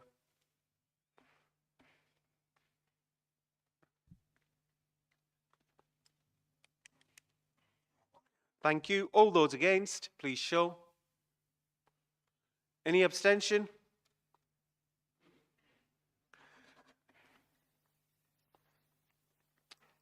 Thank you. That has now been recommended, and it is. If you want me to read it, I can do. No. Okay. Right. Moving on to item 6B, report of the Independent Remuneration Panel. Members will be aware that the only recommendation at paragraph 5 requires a decision by full council this evening. Councillor Anwar, will you please move the report? I move the report, Mr. Mayor. Thank you. Councillor Margaret Lishman, will you please second the report? Second the report, Mr. Mayor. Thank you. Any member? Councillor McGowan? Thank you, Mr. Mayor. I was disappointed to see this item on the agenda purely because I don't know why every year this seems to get brought up and why it's needed that we have to vote essentially on councillor allowances. Personally, I didn't think the allowances as they were inadequate. I didn't get into the council for allowances, and I don't think anyone in this chamber did. I won't beat around the bush. I won't be supporting a 2.5% increase to council allowances purely because we've got the budget next month, and I always feel like even the annoyance of having to speak about it at council, let alone having it the month before the council budget meeting, always sends out the wrong message to residents. But that said, I'm not going to be using this as a stick to beat anyone with. I'm not going to be saying, oh, well, you shouldn't have been voting for this, etc. That's just my opinion. I won't be supporting it. Thank you, Mr. Can I just remind members that we're only noting the recommendation 5, which is the recruitment of second additional panel member to be approved. That's what we are, asked to move on. Yeah, note that. Okay. Any other member on that? The member, if I can just come back on that, Mr. Mayor. Yeah, I was just going to make that exact point that tonight all we're doing is noting the recommendations of the independent panel, and the only decision that's been made is to recruit that second member. The actual report will come back at March Council. So, and I agree with a lot of what Councillor McGowan has said. I don't think this report should be used here in this chamber for us to debate about us giving ourselves an increase as councillors. And none of us come into this role or take on the role of a councillor because of the allowance that we receive. And it does, send out that wrong message of, especially when you see headlines saying 8.5% increase for councillors. That's not what we're here for. But that's not what we're here for this evening either. All we're doing is noting the recommendations. It will come back where we'll get to vote on it. But for tonight, all we're doing is actually agreeing, if we do agree that, is to appoint a second member. So, yeah. Is there any other member? Because I want to say this is exactly what we're going to be doing. No? So, the recommendations at paragraph 4 are noted. We shall now move to vote on the recommendation at paragraph 5. That is on your agenda item. All those in favour?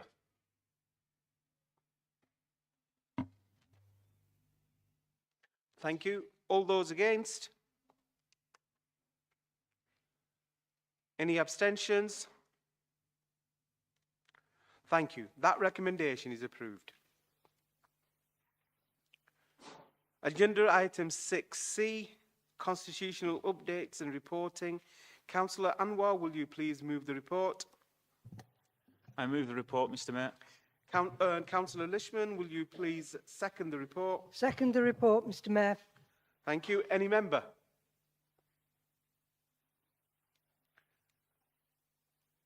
Okay, I propose that we now move to vote en bloc for the recommendations at paragraph 2 of the report. All those in favour, please show.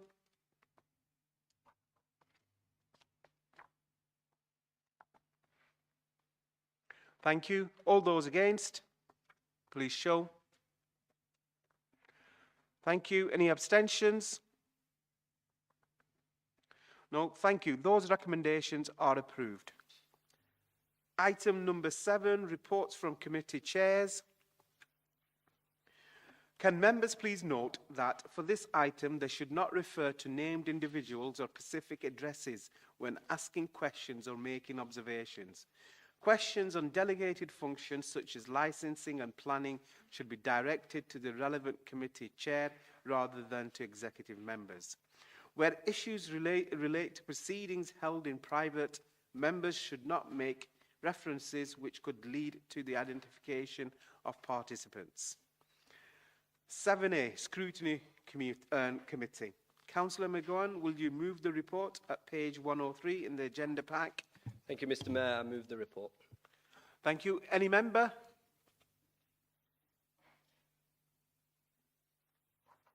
Thank you. And 7B, Audit and Standards Committee. Councillor Whittaker, will you move the report? Is not here. Is that somebody else would do that? Vice Chair, Councillor Bindrell, would you move that report? Sorry, No. Ishtiaq. Is it? Who's the Vice Chair? Councillor Ishtiaq, will you move the report as Vice Chair? Move my report. Yeah, thank you. Any questions? Ishtiaq is going to struggle. Yeah. Councillor Townsend.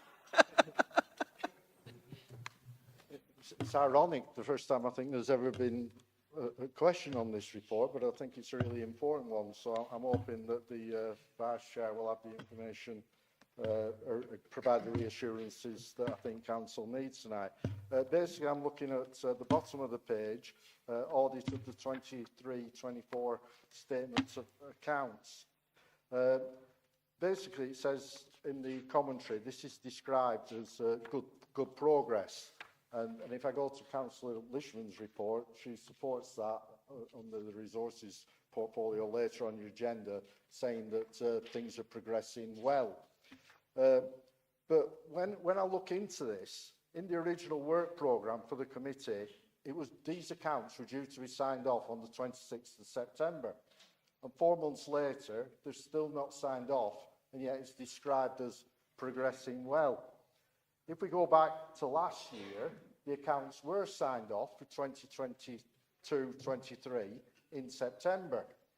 Now there's been, when I look at audits and standards, there's been an extraordinary meeting arranged for 24th of February to approve these accounts that are outstanding. It almost looks like panic to try and get them through before some kind of backstop happens. So I'd like a reassurance, really, that's, from the Vice Chair, that things are really progressing well, in inverted commas. And can we have any background to what this delay actually is? And will there be any potential penalties to the Council for this late sign-off of the accounts? Thank you, Mr. Mayor.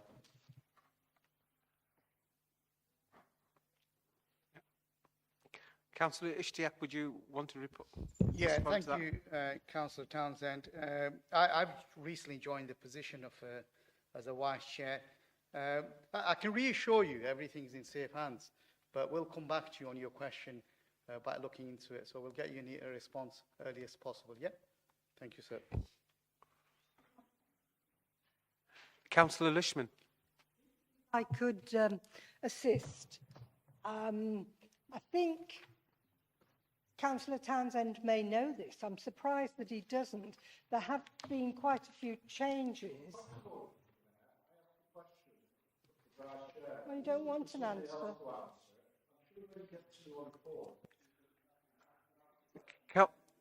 Councillor Townsend, if you please sit down. I think Councillor Lishman requested to speak on the issue. Did you? I was merely going to try and answer the question, but if Councillor Townsend wants to repeat it so we can all hear it again, then I'll give that answer then. Thank you, Mr Mayor. Thank you. Okay, I think we're going to move on to the next item 7B, Licensing Committee. There's no report to this meeting as Licensing Committee has not met since December's council meeting. Item 7C, Development Control. Councillor Solis, will you move the report on page 107 in the agenda pack? Thank you, Mr Mayor. I move my report. Any member? Councillor Lewis.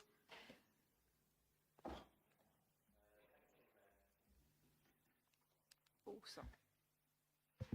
Thank you, Mr Mayor. Yeah, I just wanted to ask the Chair, thank you for the report there. Obviously, it mentions the proposed battery storage site in Padiham. From my understanding, that decision has gone to appeal. So I just wanted to ask the Chair if there is any estimate of how long we'll wait for a final decision on that, and if the committee and officers are confident that that decision will not be overturned. Thank you, Mr Mayor. Thank you. Councillor Solis, you want to respond? Councillor Lewis, unfortunately, I didn't chair that meeting. Councillor Hurt chaired that meeting. I can't answer that for you because I don't know the answer. Councillor Hurt, do you have any information about the question Councillor Lewis has just asked us? Councillor Hurt?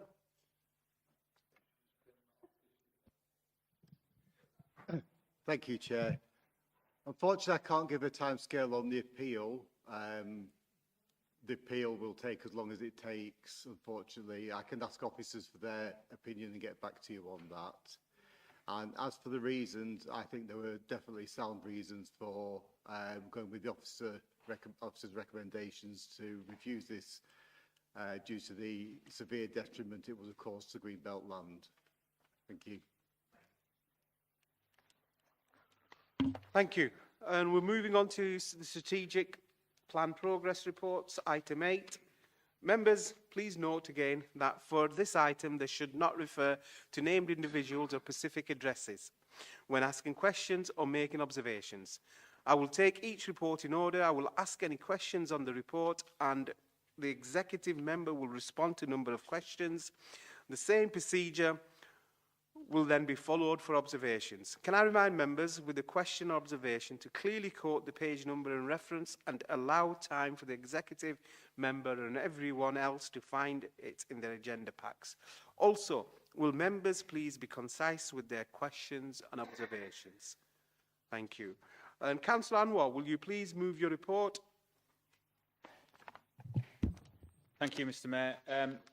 I will move my report. I'm not going to go into any of the details of any of that because I'm sure all members have read that. But one item I do just want to direct members to is that I think it's fantastic news that the University of Central Lancashire has received permission to change its name to the University of Lancashire, which will really best reflects the work that they do and how it's represented here in Burnley. I think it's fantastic news.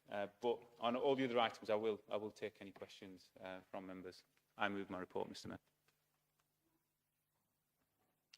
Thank you. Any member? Councillor Barton? Thank you, Mr Mayor. I thought I saw a certain twitch there when I was going to ask a question.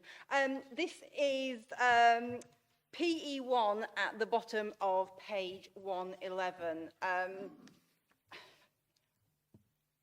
I'm not quite sure whether almost 20 years on school governing bodies have prepared me for the paragraph written here about education outcomes.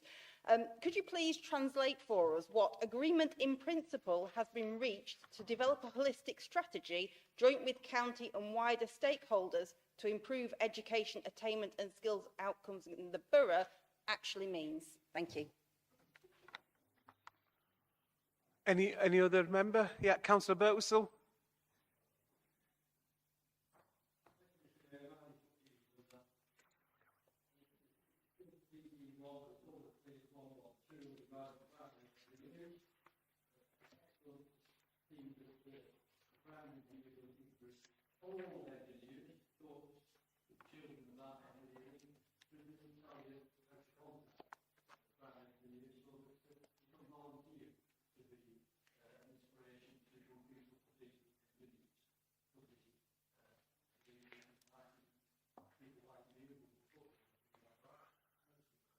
Councillor Anwar, would you like to take one more question or two more questions? Yeah. Councillor McGowan and then Councillor Lewis. Thank you, Mr. Mayor. This is PR1, page 111. I just wanted to ask the Leader of the Council in regards to the long-term plan for towns. Obviously, we had the board set up, which I am a member of, as is he. Obviously, that board hasn't met, and we got a bit of notification from the new government that money is still going to be spent in Burnley. The question that I wanted to ask him is, has he got any extra information regarding if board meetings are going to resume and whether the composition of the board will remain the same? Thank you, Mr. Mayor. Councillor Lewis. Thank you, Mr. Mayor. It's PR1, page 110. Just on the devolution white paper, in the briefing provided by the Chief Executive that we all had recently, it was mentioned that in light of the local government reorganisation, it made inquiries whether the boundary review would still continue. I just wondered if we'd had any update on that. Thank you, Mr. Mayor. Thank you. Councillor Anwar, would you want to respond to them? Yeah, thank you, Mr. Mayor. Thank you, Councillor Barton, for bringing up that point about the cryptic message that's in that report. I think, joking aside, I think what the report is trying to say, or what I've tried to articulate, is that we as a local district council recognise that we need to improve the attainment and achievement of our young people, and we welcome the fact that the senior officers, the directors at Lancashire County Council have agreed to sit down with us and come up with a strategy. And what we're saying is that they, alongside us, recognise that we need to change that about the outcomes for our young people, and that's very important. But I do admit it was written quite cryptically. So in terms of volunteering as an engineer, yeah, Councillor Burt was said, yeah, absolutely, if we can get that information to you. Obviously, the details aren't on there, but I'll make sure those details are sent through. And I would never describe you as old, so...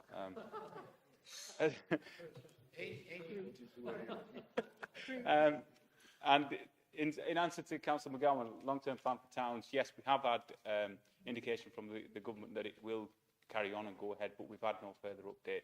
But I'm sure as soon as we receive anything in terms of... I would assume the makeup of the board will remain the same. But if any further update we get or any further news on that, then all current board members, I'm sure, will be informed straight away. We'll make sure of that. And in regards to the devolution white paper with regards to the Boundary Commission, we've not had any confirmation as of yet. But again, the first thing we will do is share that information with all members so you're all up to date on that. Thank you, Mr. Mayor. Any other questions? Any observations? No? Brilliant. So we can move on. That's what I meant to say. Deputy Leader and Executive Member for Resources and Performance Management, Councillor Margaret Lishman, will you please move your report? I'll move my report. Thank you. Any members, any questions? Councillor Barton. Thank you, Mr. Mayor. At the risk of sounding like a broken record, this is PL5, page 114. Thank you for the detail on the carbon literacy training. Once again, when a councillor is going to get invited to these events? Thank you. Any other members with a question? Councillor Lishman, Gordon Lishman. Thank you, Mr. Mayor. I would like to ask the Executive Member for Resources if she has anything to say on the subject of the progress on the annual accounts. Thank you.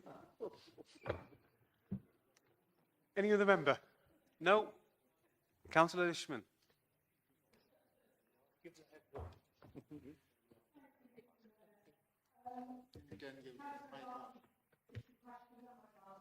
Well, the take-up from councillors has been very poor, I have to say, but I think it's something that we should be pushing again, and I am in the process of having those conversations, so I agree.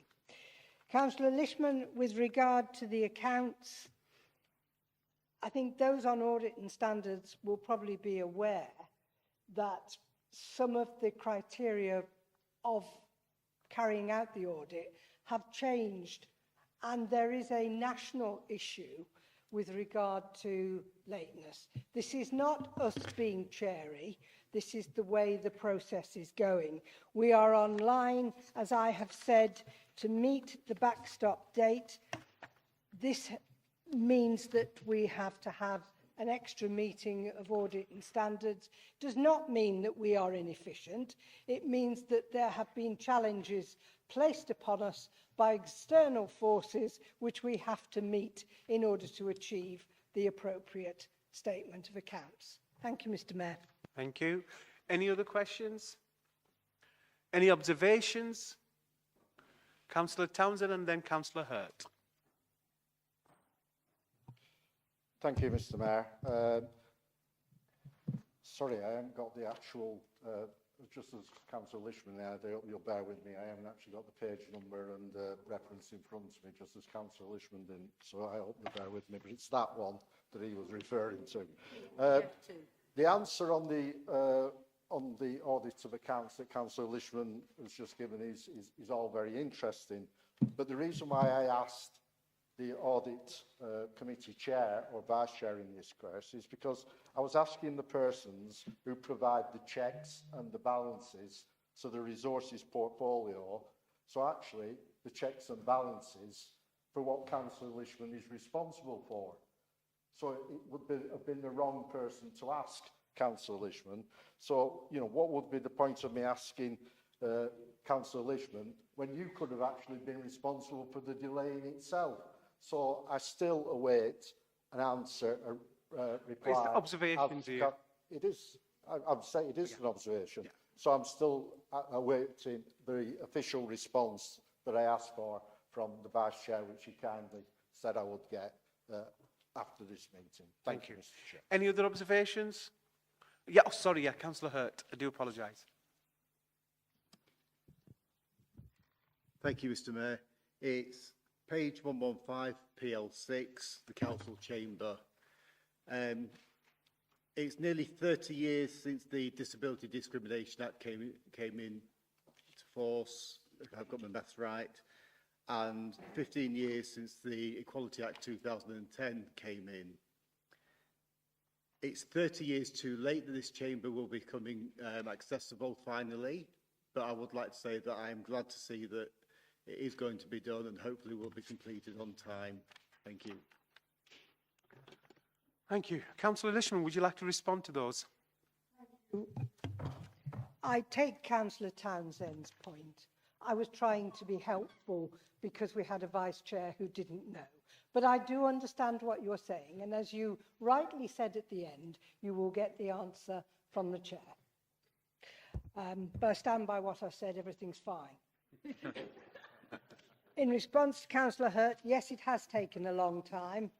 It's taken a long time to get the audio in this place sorted out as well as everything else. I am delighted that it will be done, and believe me, I will be watching that timescale and the work to make sure it does do it. Okay, thank you. Thank you. We're going to move on to Community and Environmental Services. Councillor Baker, will you please move your report? I move the report, Chair. Any questions? Okay, there's quite a few. I'm going to start with Councillor Ishtiaq and then... Okay, thank you, Mr. Mayor. Just a short question. Before I do ask, many of you know I've always stood up in here and praised our street scene department for doing excellent work in keeping our borough clean. But in recent weeks and months, I've noticed increasing waste being dumped on streets across the town.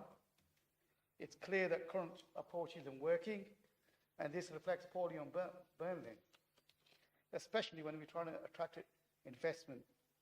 So the question is, what is the council doing to tackle this? And can the executive member commit to allocating additional resources to address this issue? Thank you.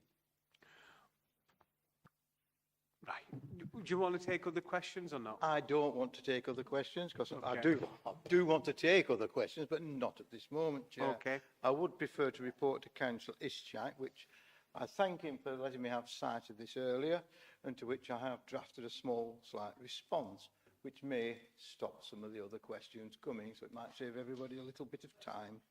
Hopefully, we might see daylight in the morning. Right. Councillor Ischak remarks that he has noticed an increase in waste being dumped on the streets across the town. I note that he doesn't say he notices an increase in waste not being cleared from the streets, and my answer is based on this. However, before I give my response, I will say that there has been an increase in uncleared waste, and this has been brought about by the recent weather conditions of snow and ice and similar problems, creating similar problems with bin collection, etc., and our fly tipping response teams have been seconded to the refuse collections teams temporarily to enable them to catch up. But I can now confirm that bin rounds are back to their normal service, and some of the bin crews have been seconded to the fly tipping crews. The results that excess work on back streets should be cleared shortly. Right. With regard to the increase in waste being dumped on streets, then both Street Scene and I share our disappointment at this. Although not a new phenomena, it is nevertheless disturbing that all previous efforts to stop residents fly tipping in this way have failed to achieve an acceptable outcome. My report tonight details the issuing of 100... Thank you, Alexa. My report tonight details the issuing of 146 fixed penalty notices for litter and side waste offences and one for household waste duty of care offence. In addition, 10 community protection warnings to landlords regarding tenants dumping black bags have been served. It is clear, however, that attempting to inform residents and demonstrating the effects of such fly tipping and how it is seen as antisocial behaviour is not enough. Bulky waste item collections have now reached capacity with our waste contractor, where we operate for 3 days a week with a contracted 3,750 collections a year. Even if we could pay more for extra collections, it is currently not feasible with the equipment and manpower available. The upcoming contract with a new provider will raise this capacity to some 5,000 collections a year. We are actively looking at ways to reduce or eliminate the charges for those particularly vulnerable residents who require it, and my colleague, Councillor Lishman, is exploring ways of achieving this. With regard to fly tipping of black bags, etc., I intend to publicise to residents the effects of the current antisocial behaviour, together with a strong expression of the penalties that can be issued to residents who fail to respond, can lead to fixed penalty notices being issued. And if not paid, we intend to pursue through the legal system those people, which could result in such behaviour being regarded as antisocial behaviour. The new Renters Reform Bill, whilst removing Section 21 no-fault evictions, strongly supports landlords on the grounds of their tenants' antisocial behaviour in evictions, providing them with an eviction process which could be based on such legal developments. So I'm hoping that clarifies you, and then I'll take any other questions after that, Mr. Mayor. Councillor Lewis. Thank you, Mr. Mayor. Funny enough, it's not very much linked to Councillor Ishtiak's question, so I do apologise. And there are a few questions on here, so I'm glad to see you've got a pen. Right, so, first of all, PL1, page 116, on the HVO trial. First of all, given that HVO tends to be more expensive than regular diesel, what are the cost implications of this particular trial for the council? And secondly, can Councillor Baker reassure the council that due diligence has been carried out regarding the source of the HVO and has an assurance scheme such as the Renewable Fuels Assurance Scheme or RFAS being used for this due diligence? That's my first question. Secondly, just in relation to those fixed penalty notices you did mention, it says in the report that you're cracking down on dog fouling, but there doesn't appear to be any fixed penalty notices issued for dog fouling, according to the report. And lastly, on page 118, targeted ward activity As I understand, this council trailer has been coming out to various wards. What bit would you like me to repeat? This last one is page 118, targeted ward activity. The council trailer is obviously going out and engaging with the community in various different wards, and I just want to make sure that that is going to continue to all the other wards of the borough. Thank you, Mr. Mayor. Thank you. Do you want to respond? Yeah. The HVO cost implication, I don't have with me, but as it says in the report, it is a trial. When you say due diligence, we haven't actually bought anything yet. We don't, you know, that's a, if the trial's successful, we will buy something, and that's when we'd look into all the costs, etc. with that. HVO, just for those members that don't know, are just refried oil and oil that's being recirculated from chip pans and things like that. And they just changed the name to HVOs, which made me think honestly. At the end of the 3-month trial, then I'll willingly keep you informed as to what's happened, what the outcome is, and what it's looking like it's going. And please feel free to talk to me at any time before that. Okay. Second one, targeted ward activity. Yes. There's nothing situated on here because I think this takes us up basically at the end of the council this year, at the end of the day, with all these that we've got planned. But yes, we do plan to continue with it because it's been extremely successful. It's a lot of residents have said how good it is and how they feel it's working for them. So we will continue with that. Okay, thank you, Mr.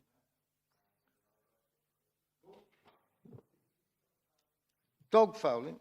Yes, there was none there. I don't think it could, possibly with a lot of cold and wind and rain and snow, we couldn't see any evidence of such a thing. So that's perhaps why they didn't see anything. I honestly don't know that any other answer.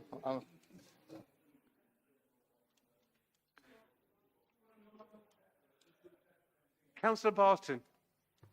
Thank you, Mr. Mayor. My question is short and sweet.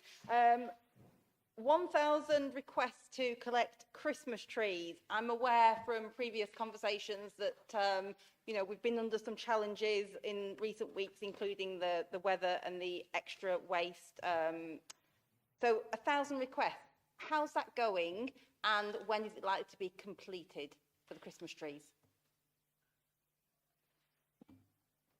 That's a good question. I thought it actually had all been completed. Do you have any evidence to say there's lots left somewhere?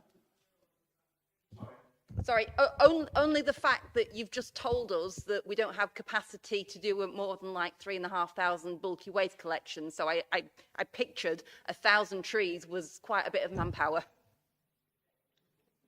If I may say so, that's totally different. That's planned for just a normal refuse collection time, and just collecting the trees while they go round as well from the houses. It's not a separate bulky waste van that's going round doing them. Thank you. But it is a different. It might be from the garden waste people, as my colleague said as well.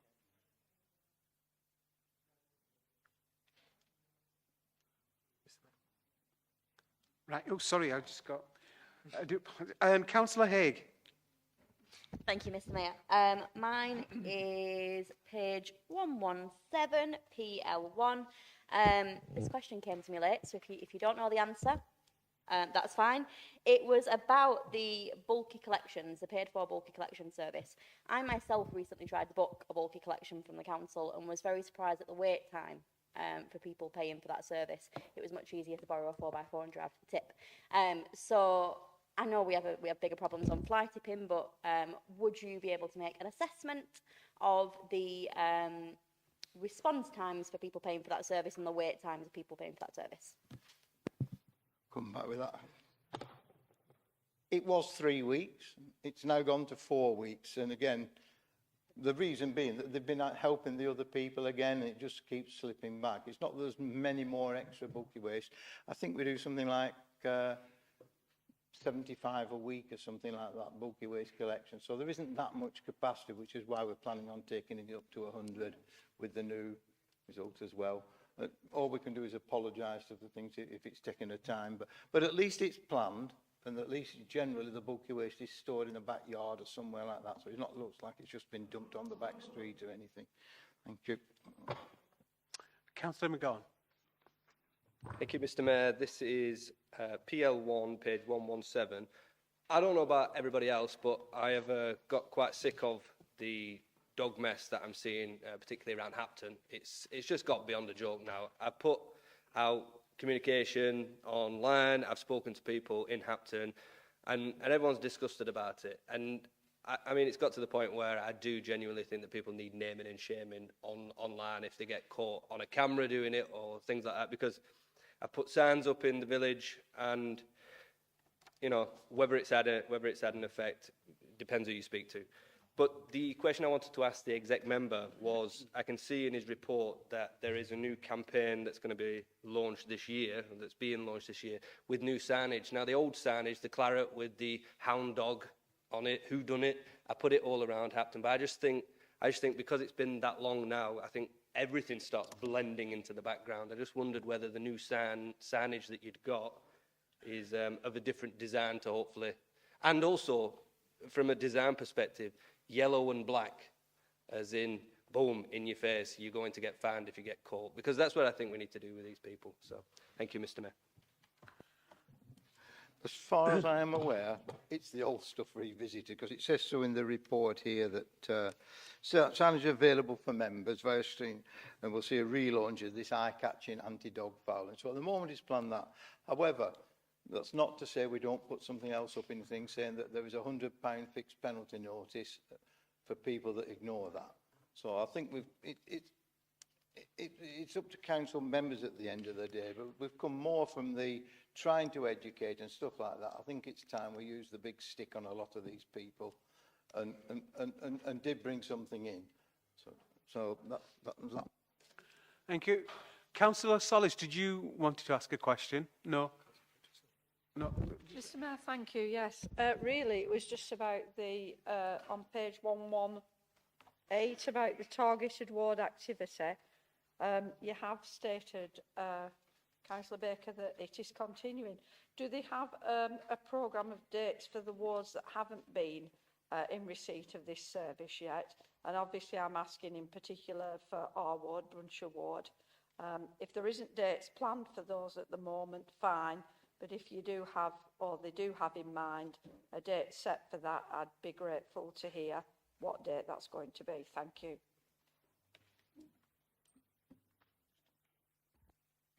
Thank you. I refer to my previous answer that this takes us up to the end of February. Anything after that hasn't been determined yet and laid down, but we're not stopping. That isn't the end of them.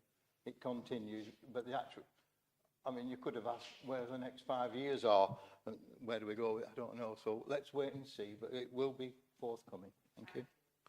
Councillor Hurt. Thank you, Mr. Mayor. It's PL1, page 118. Sorry, I did have it and I've lost it. No, it's 117, sorry. And it's the enforcement action November to December. I think it's been asked before in the chamber whether we could get a better breakdown on these figures based on council wards. We got it at one point and we got it for about 3 months or so, and then it stopped. I think it would be very handy to get a breakdown of the enforcement figures by ward, and everything else I was going to ask about, somebody else already asked about, so thank you. Thank you, Councillor. I'm sorry about that. I'm disappointed to hear what you say. I noticed that the Chief Operating Officer is with us tonight, and we did give them out to ward members because somebody requested it here, and we said we're not going to detail individuals at a public meeting, but councillors should get at least notification of what applies to their ward, if not actual details of what the offence was. So I will try and ensure through Mr Dobson that it gets done in future. Thank you. Councillor Birtwistle. Thank you, Mr Mayor. It's PL1 and it goes on to page 117. Micklehurst Farm, a tipping issue at Micklehurst Farm. A stop notice was issued by the Lancashire County Council on the 7th of February last year, and horrendous tipping is still continuing. Could I ask the executive member to take action with our officers to ensure that the stop notice is adhered to by this farmer.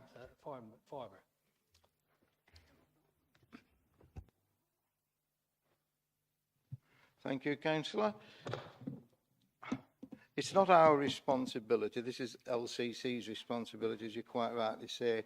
But I will contact the Chief Operating Officer yet again after this meeting and ask him to take it up with his colleagues at LCC to find out what's happening with it. And between us, we'll come back with an answer to say why a cease and desist letter's been ignored and what action the County Council are planning on taking.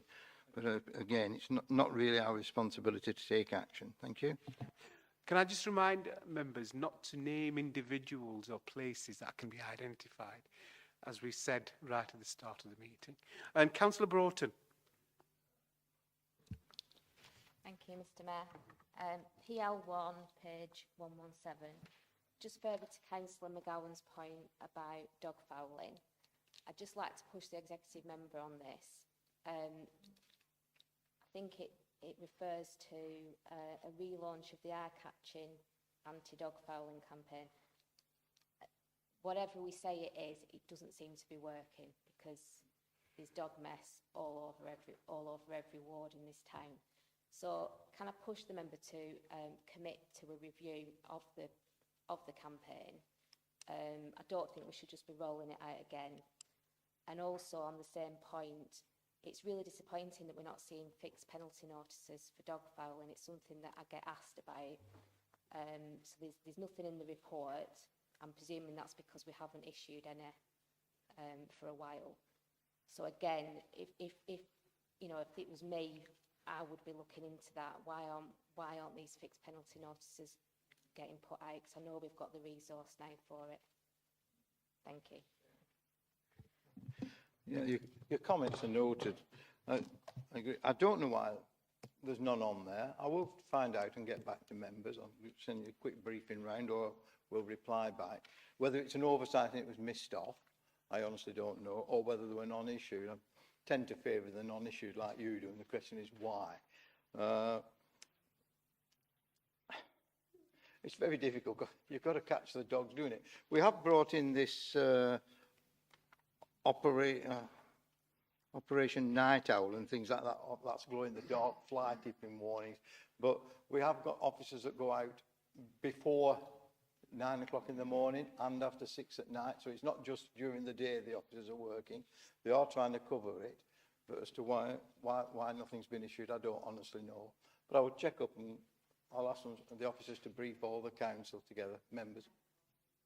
The posters are the same. It's like anything else in marketing, unfortunately. You keep hitting them with the same thing, and eventually it's like we said, I was going to say you can't see the wood for the trees, but you can't see the trees for these labels. But basically, there's nothing really, it just ages and tires.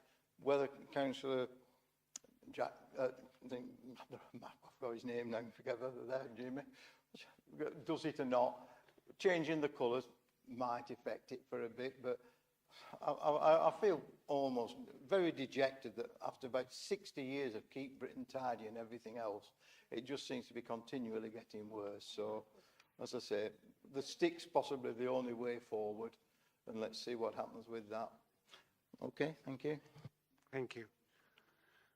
Have I got everybody? Is there anybody else who wanted to ask a question? No? Right, brilliant. And just bearing in mind, we're heading at 9 and we've got a few more things. We don't need to extend the meeting, do we? Promise it will be done by 9:30? Yeah? Brilliant. Okay. Right, any observations? I've got Councillor Graham, Barton and then Councillor Hosker. Thank you, Mr. Mayor. This is a very quick observation, and the fly tipping around the borough has been horrendous these last few weeks. But I want to convey my thanks to the crews that are going out picking up the refuse on a weekly basis, because they have been fantastic. And I saw them, you know, going up and down my back street, dodging the snow and the ice and everything. and my bins got collected, and I know a lot of people's bins didn't get collected, but they were certainly doing their very best, and I want to convey this council's thanks to the officers concerned. Thank you. Thank you. I'll certainly There's a convey few more observations. and add all our, no, that just as an observation, it's also a request as an observation, but totally agree. They do a brilliant job. That's why I was glad that Councillor Hurt hadn't said that the litter not being picked up is getting worse. So I'm glad we're on top of it, or we soon will be anyway. Councillor Barton.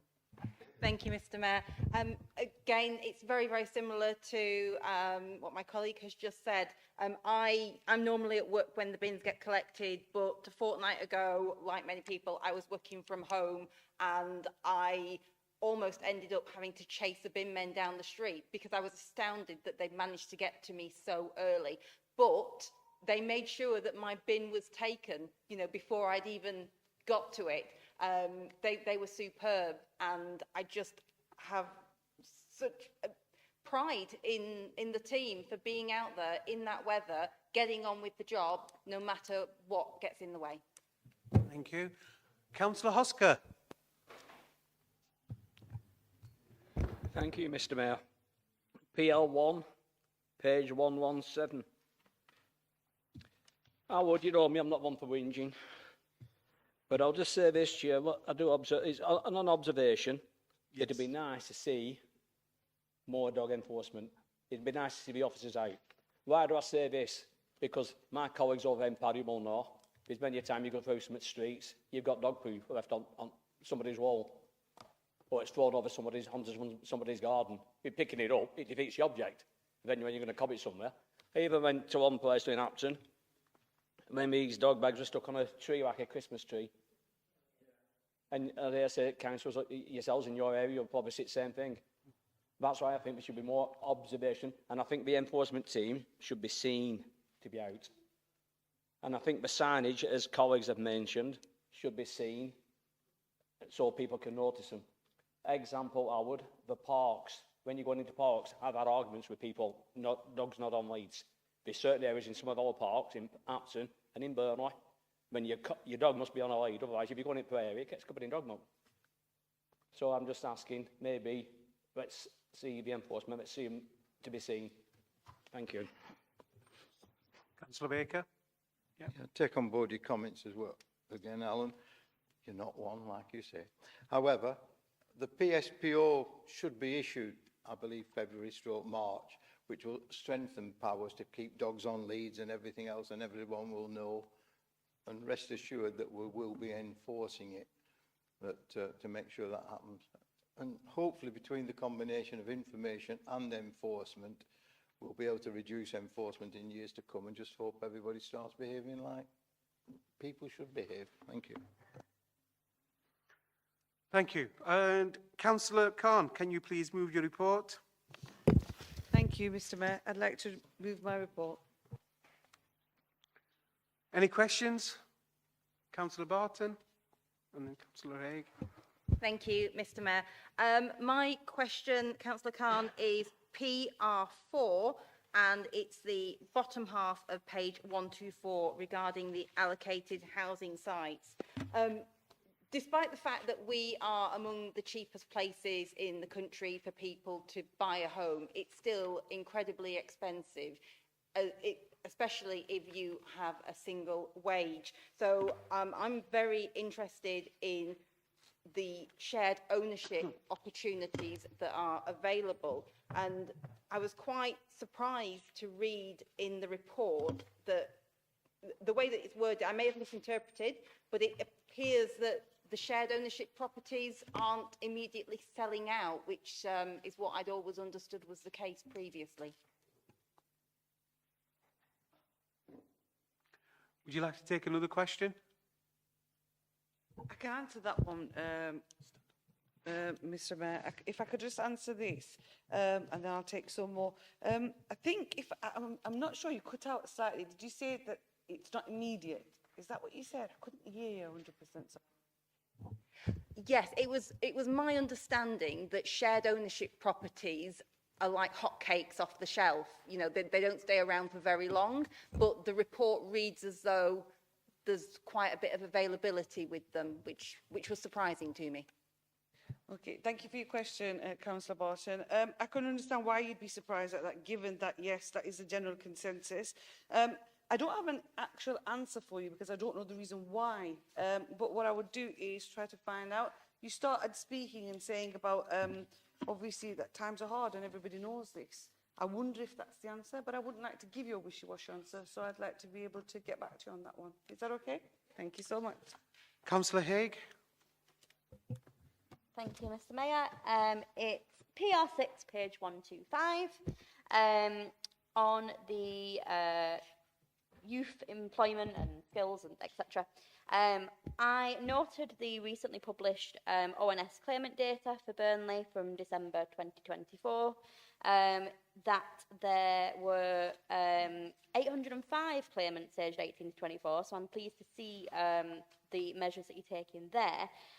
However, there are 4,660 people in Burnley claiming unemployment-related benefits, and that has gone up from 808.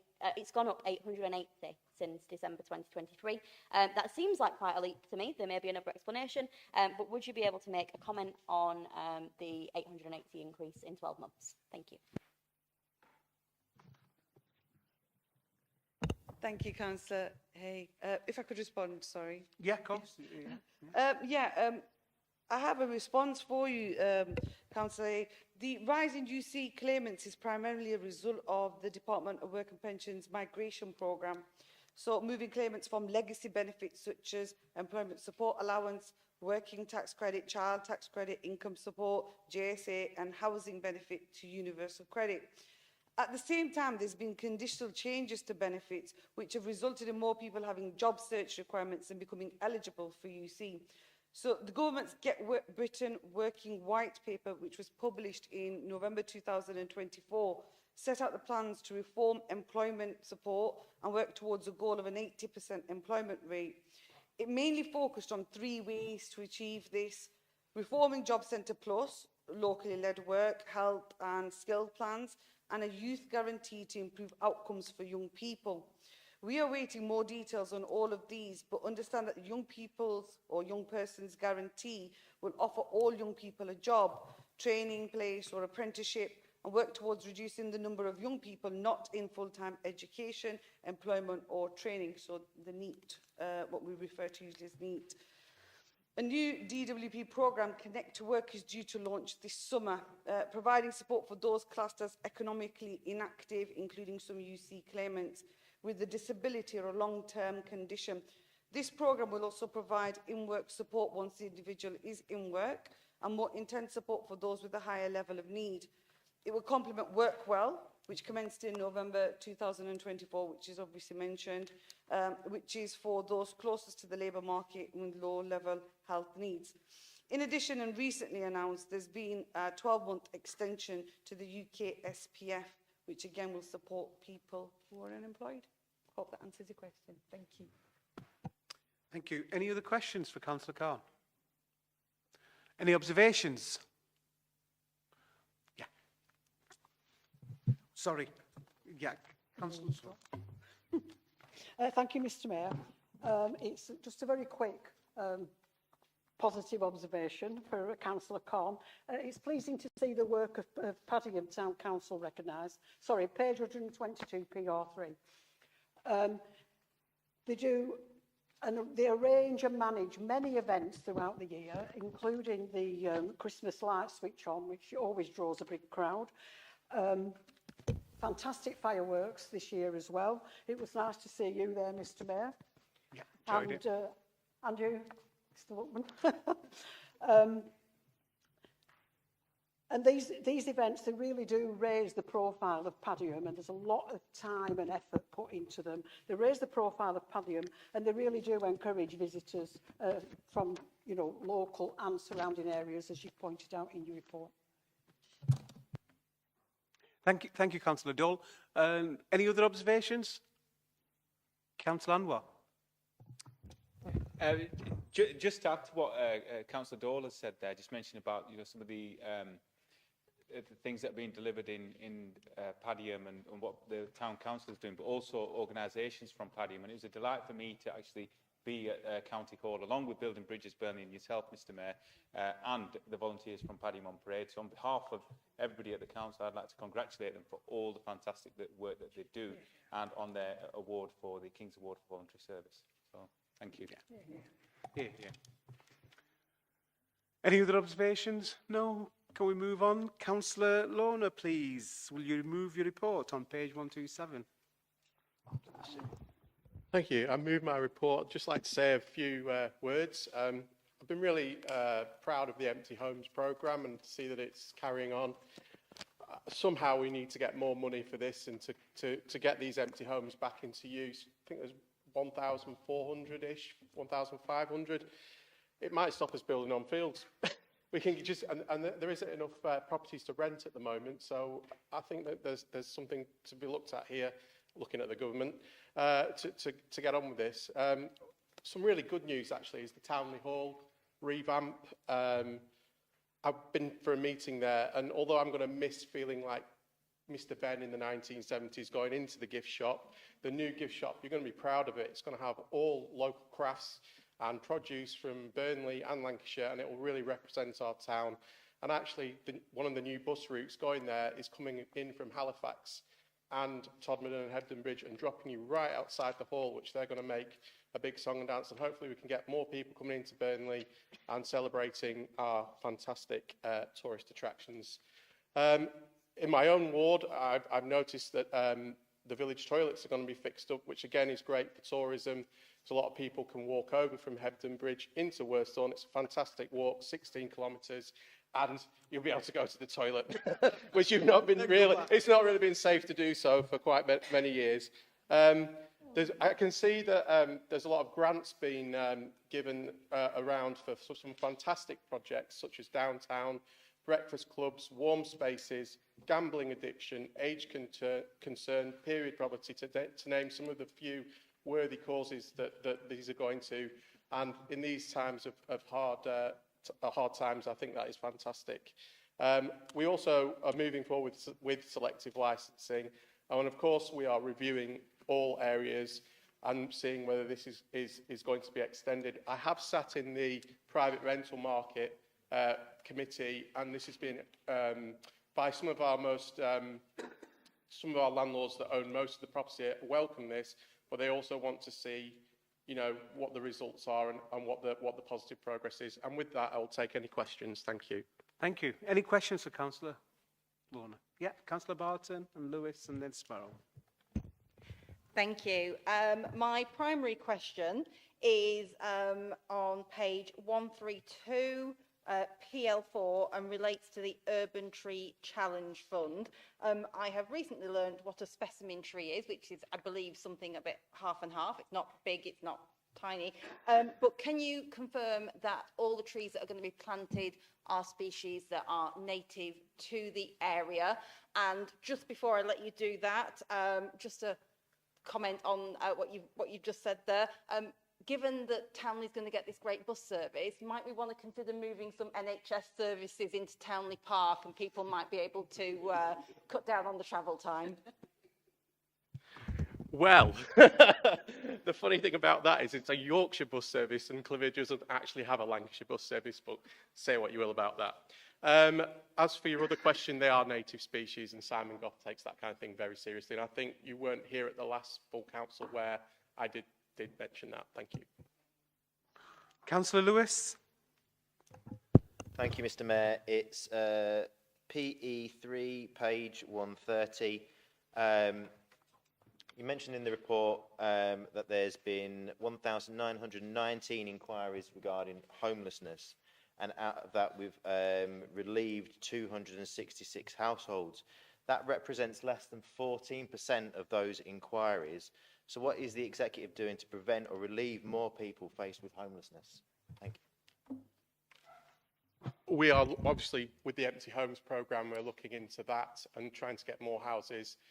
But unfortunately, it's going to need a quick fix, not a quick fix. And I think a lot of people who are in these homeless situations are actually falling through the cracks of mental health assessments. I have put forward a plan to Paul Gattrell, and I have certain parties looking at how we can extend our mental health services in Burnley, and I have Professor Martin Green from Adult Social Care England visiting Burnley Council on February, and I'm going to discuss that with him. I hope that answers your question. Thank you. Thank you. Councillor Sproul. Thank you, Mr. Mayor. Thank you, Mr. Pinstar, for the question. But in terms of under the SWEP positions, as an observation, they currently have 3 people accommodated under SWEP, SWEP positions. Is there any chance of expanding that as a scope?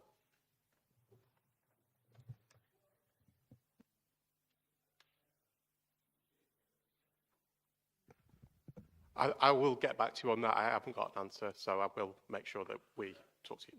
Councillor McGowan. Thank you, Mr. Mayor. This is PL4, page 131.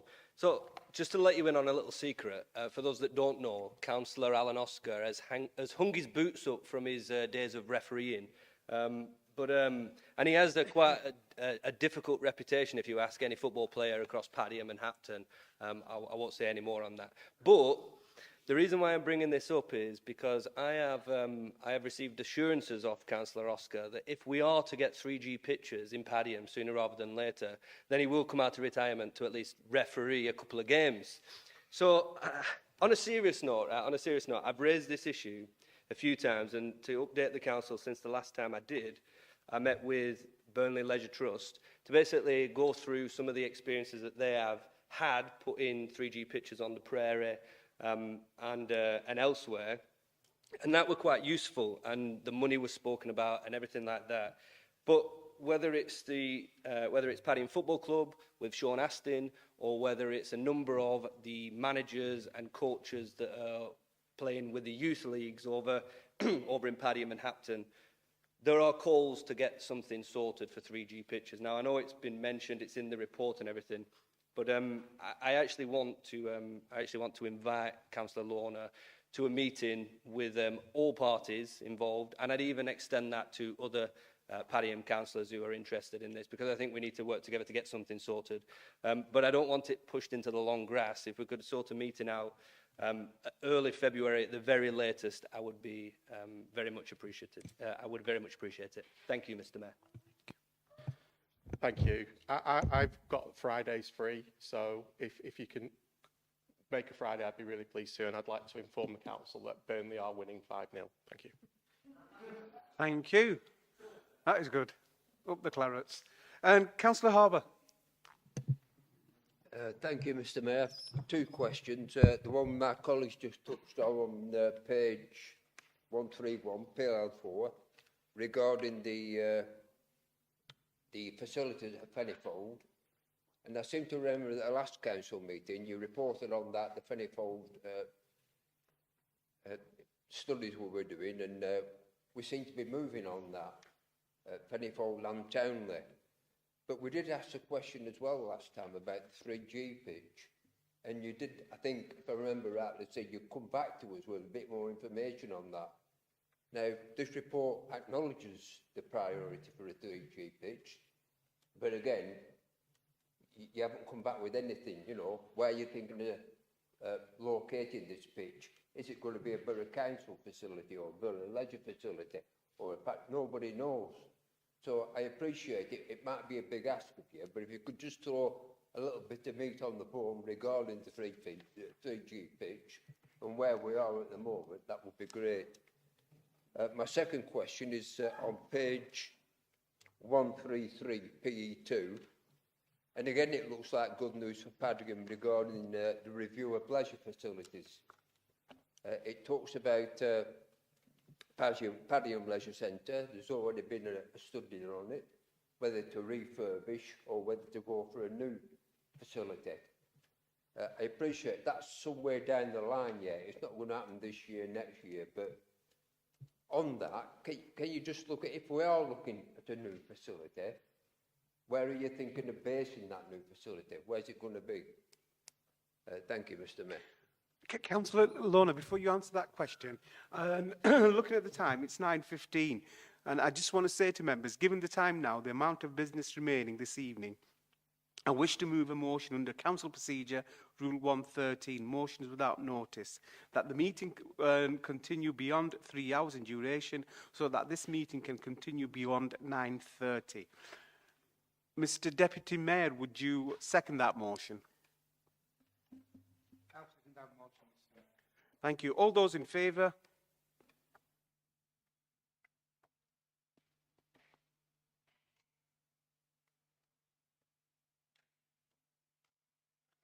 All those against?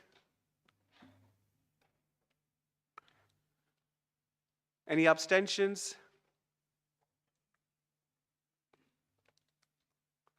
That motion's carried. So the meeting will continue so that we can complete tonight's business. Councillor Lorna, if you could. Thank you. I am due to meet with Burnley Leisure and Culture on Tuesday, and I'll get an update for you on everything that you've asked, and I will be meeting Simon Goff shortly. Unfortunately, Christmas did get in the way, and I thought we were going to get back to you on these points, but I apologise that we haven't, and I'll get back to you. Thank you. Thank you. Councillor Hosker. Thank you, Mr. Mayor. PL4130. You mentioned restricted licensing. I'm glad to hear this restricted licensing, Paddy, because some areas, they just don't know how to maintain the properties. And some of the residents who do get in there, or tenants, I should say. Well, let's just say if they could do with keeping on top of. I want to know, if you can, please, an update on Pennyfold. Now, I'm asking about Pennyfold because we got promised funding for Pennyfold, for fencing to stop the bikers, because in many a time, the bikers have been on there, they've ruined the pitches. We've had to spend money on the pitches meant to be ready for weekend.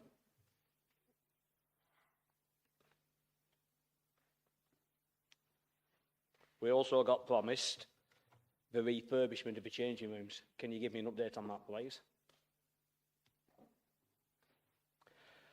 And I'm going to go to Hampton on this one, Hampton Recreation Ground.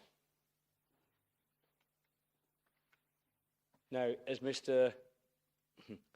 Luckman will tell you, he came with us to meet up Hampton on the flooding concerns.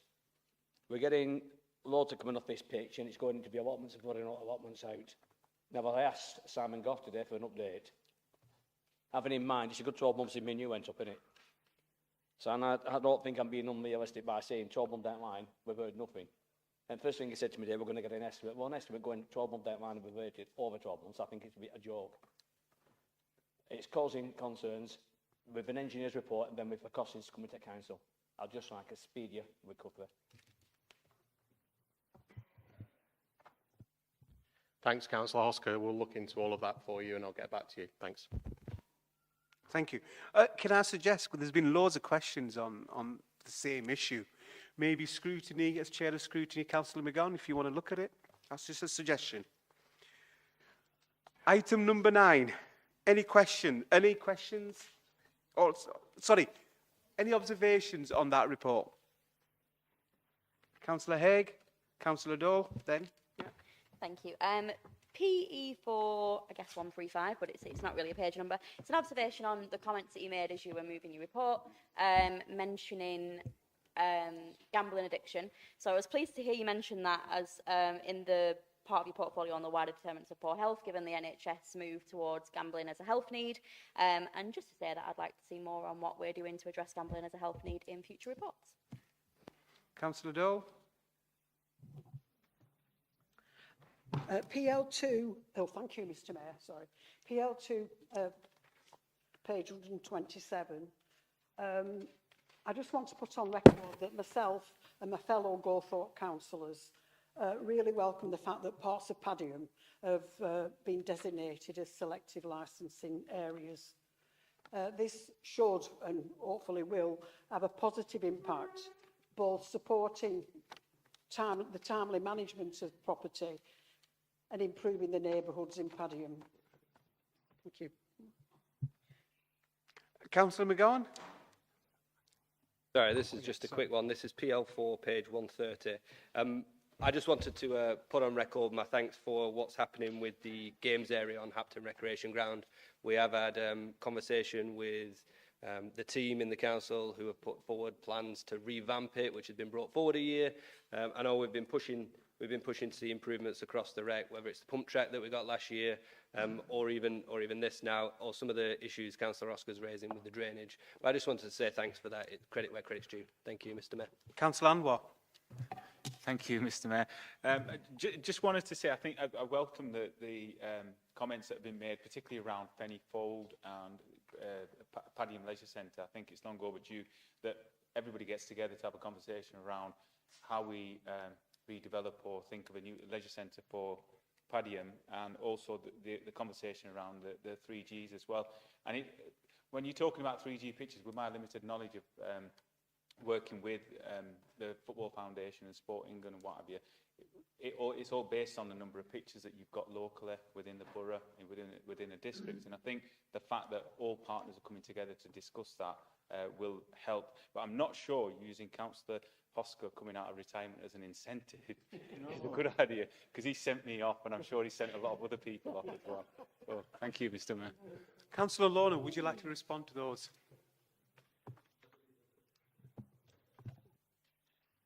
Thanks. I think all positive comments and all of the stuff that's been brought up that you're concerned about, I've written them all down and I will get back to you. And let's move the meeting on. Thank you very much. Right. Item number 9. Any questions? None have been received, Mr. Mayor. Thank you. Item number 10, inclusion of the public. At this point, I would like to move that the press and public be excluded from remaining items of business as per agenda. Mr. Deputy Mayor, will you second the motion to exclude the press? I'll second that motion, Mr. Mayor. And public? Thank you. All those in favour, please show.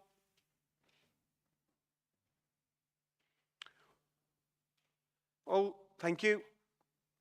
All those against, please show. Councillor Carney can't vote twice. No. Any abstentions? No. Thank you. The recommendation is no, sorry. Thank you. And so where are we now? Yeah, item number 11. Sorry. Thank you. The recommendation is approved. Can I thank the members of public for attending this evening, and those watching live stream on YouTube. I wish you all the very best. That's strong. All the very best for the festive season.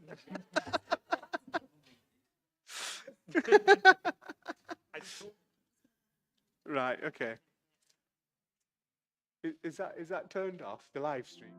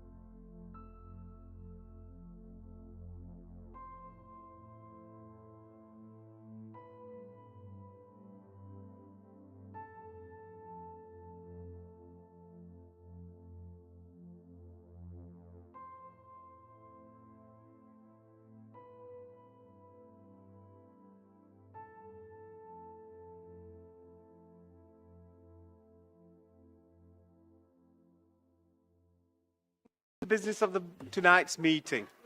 Members of the council, ladies and gentlemen, please don't stand.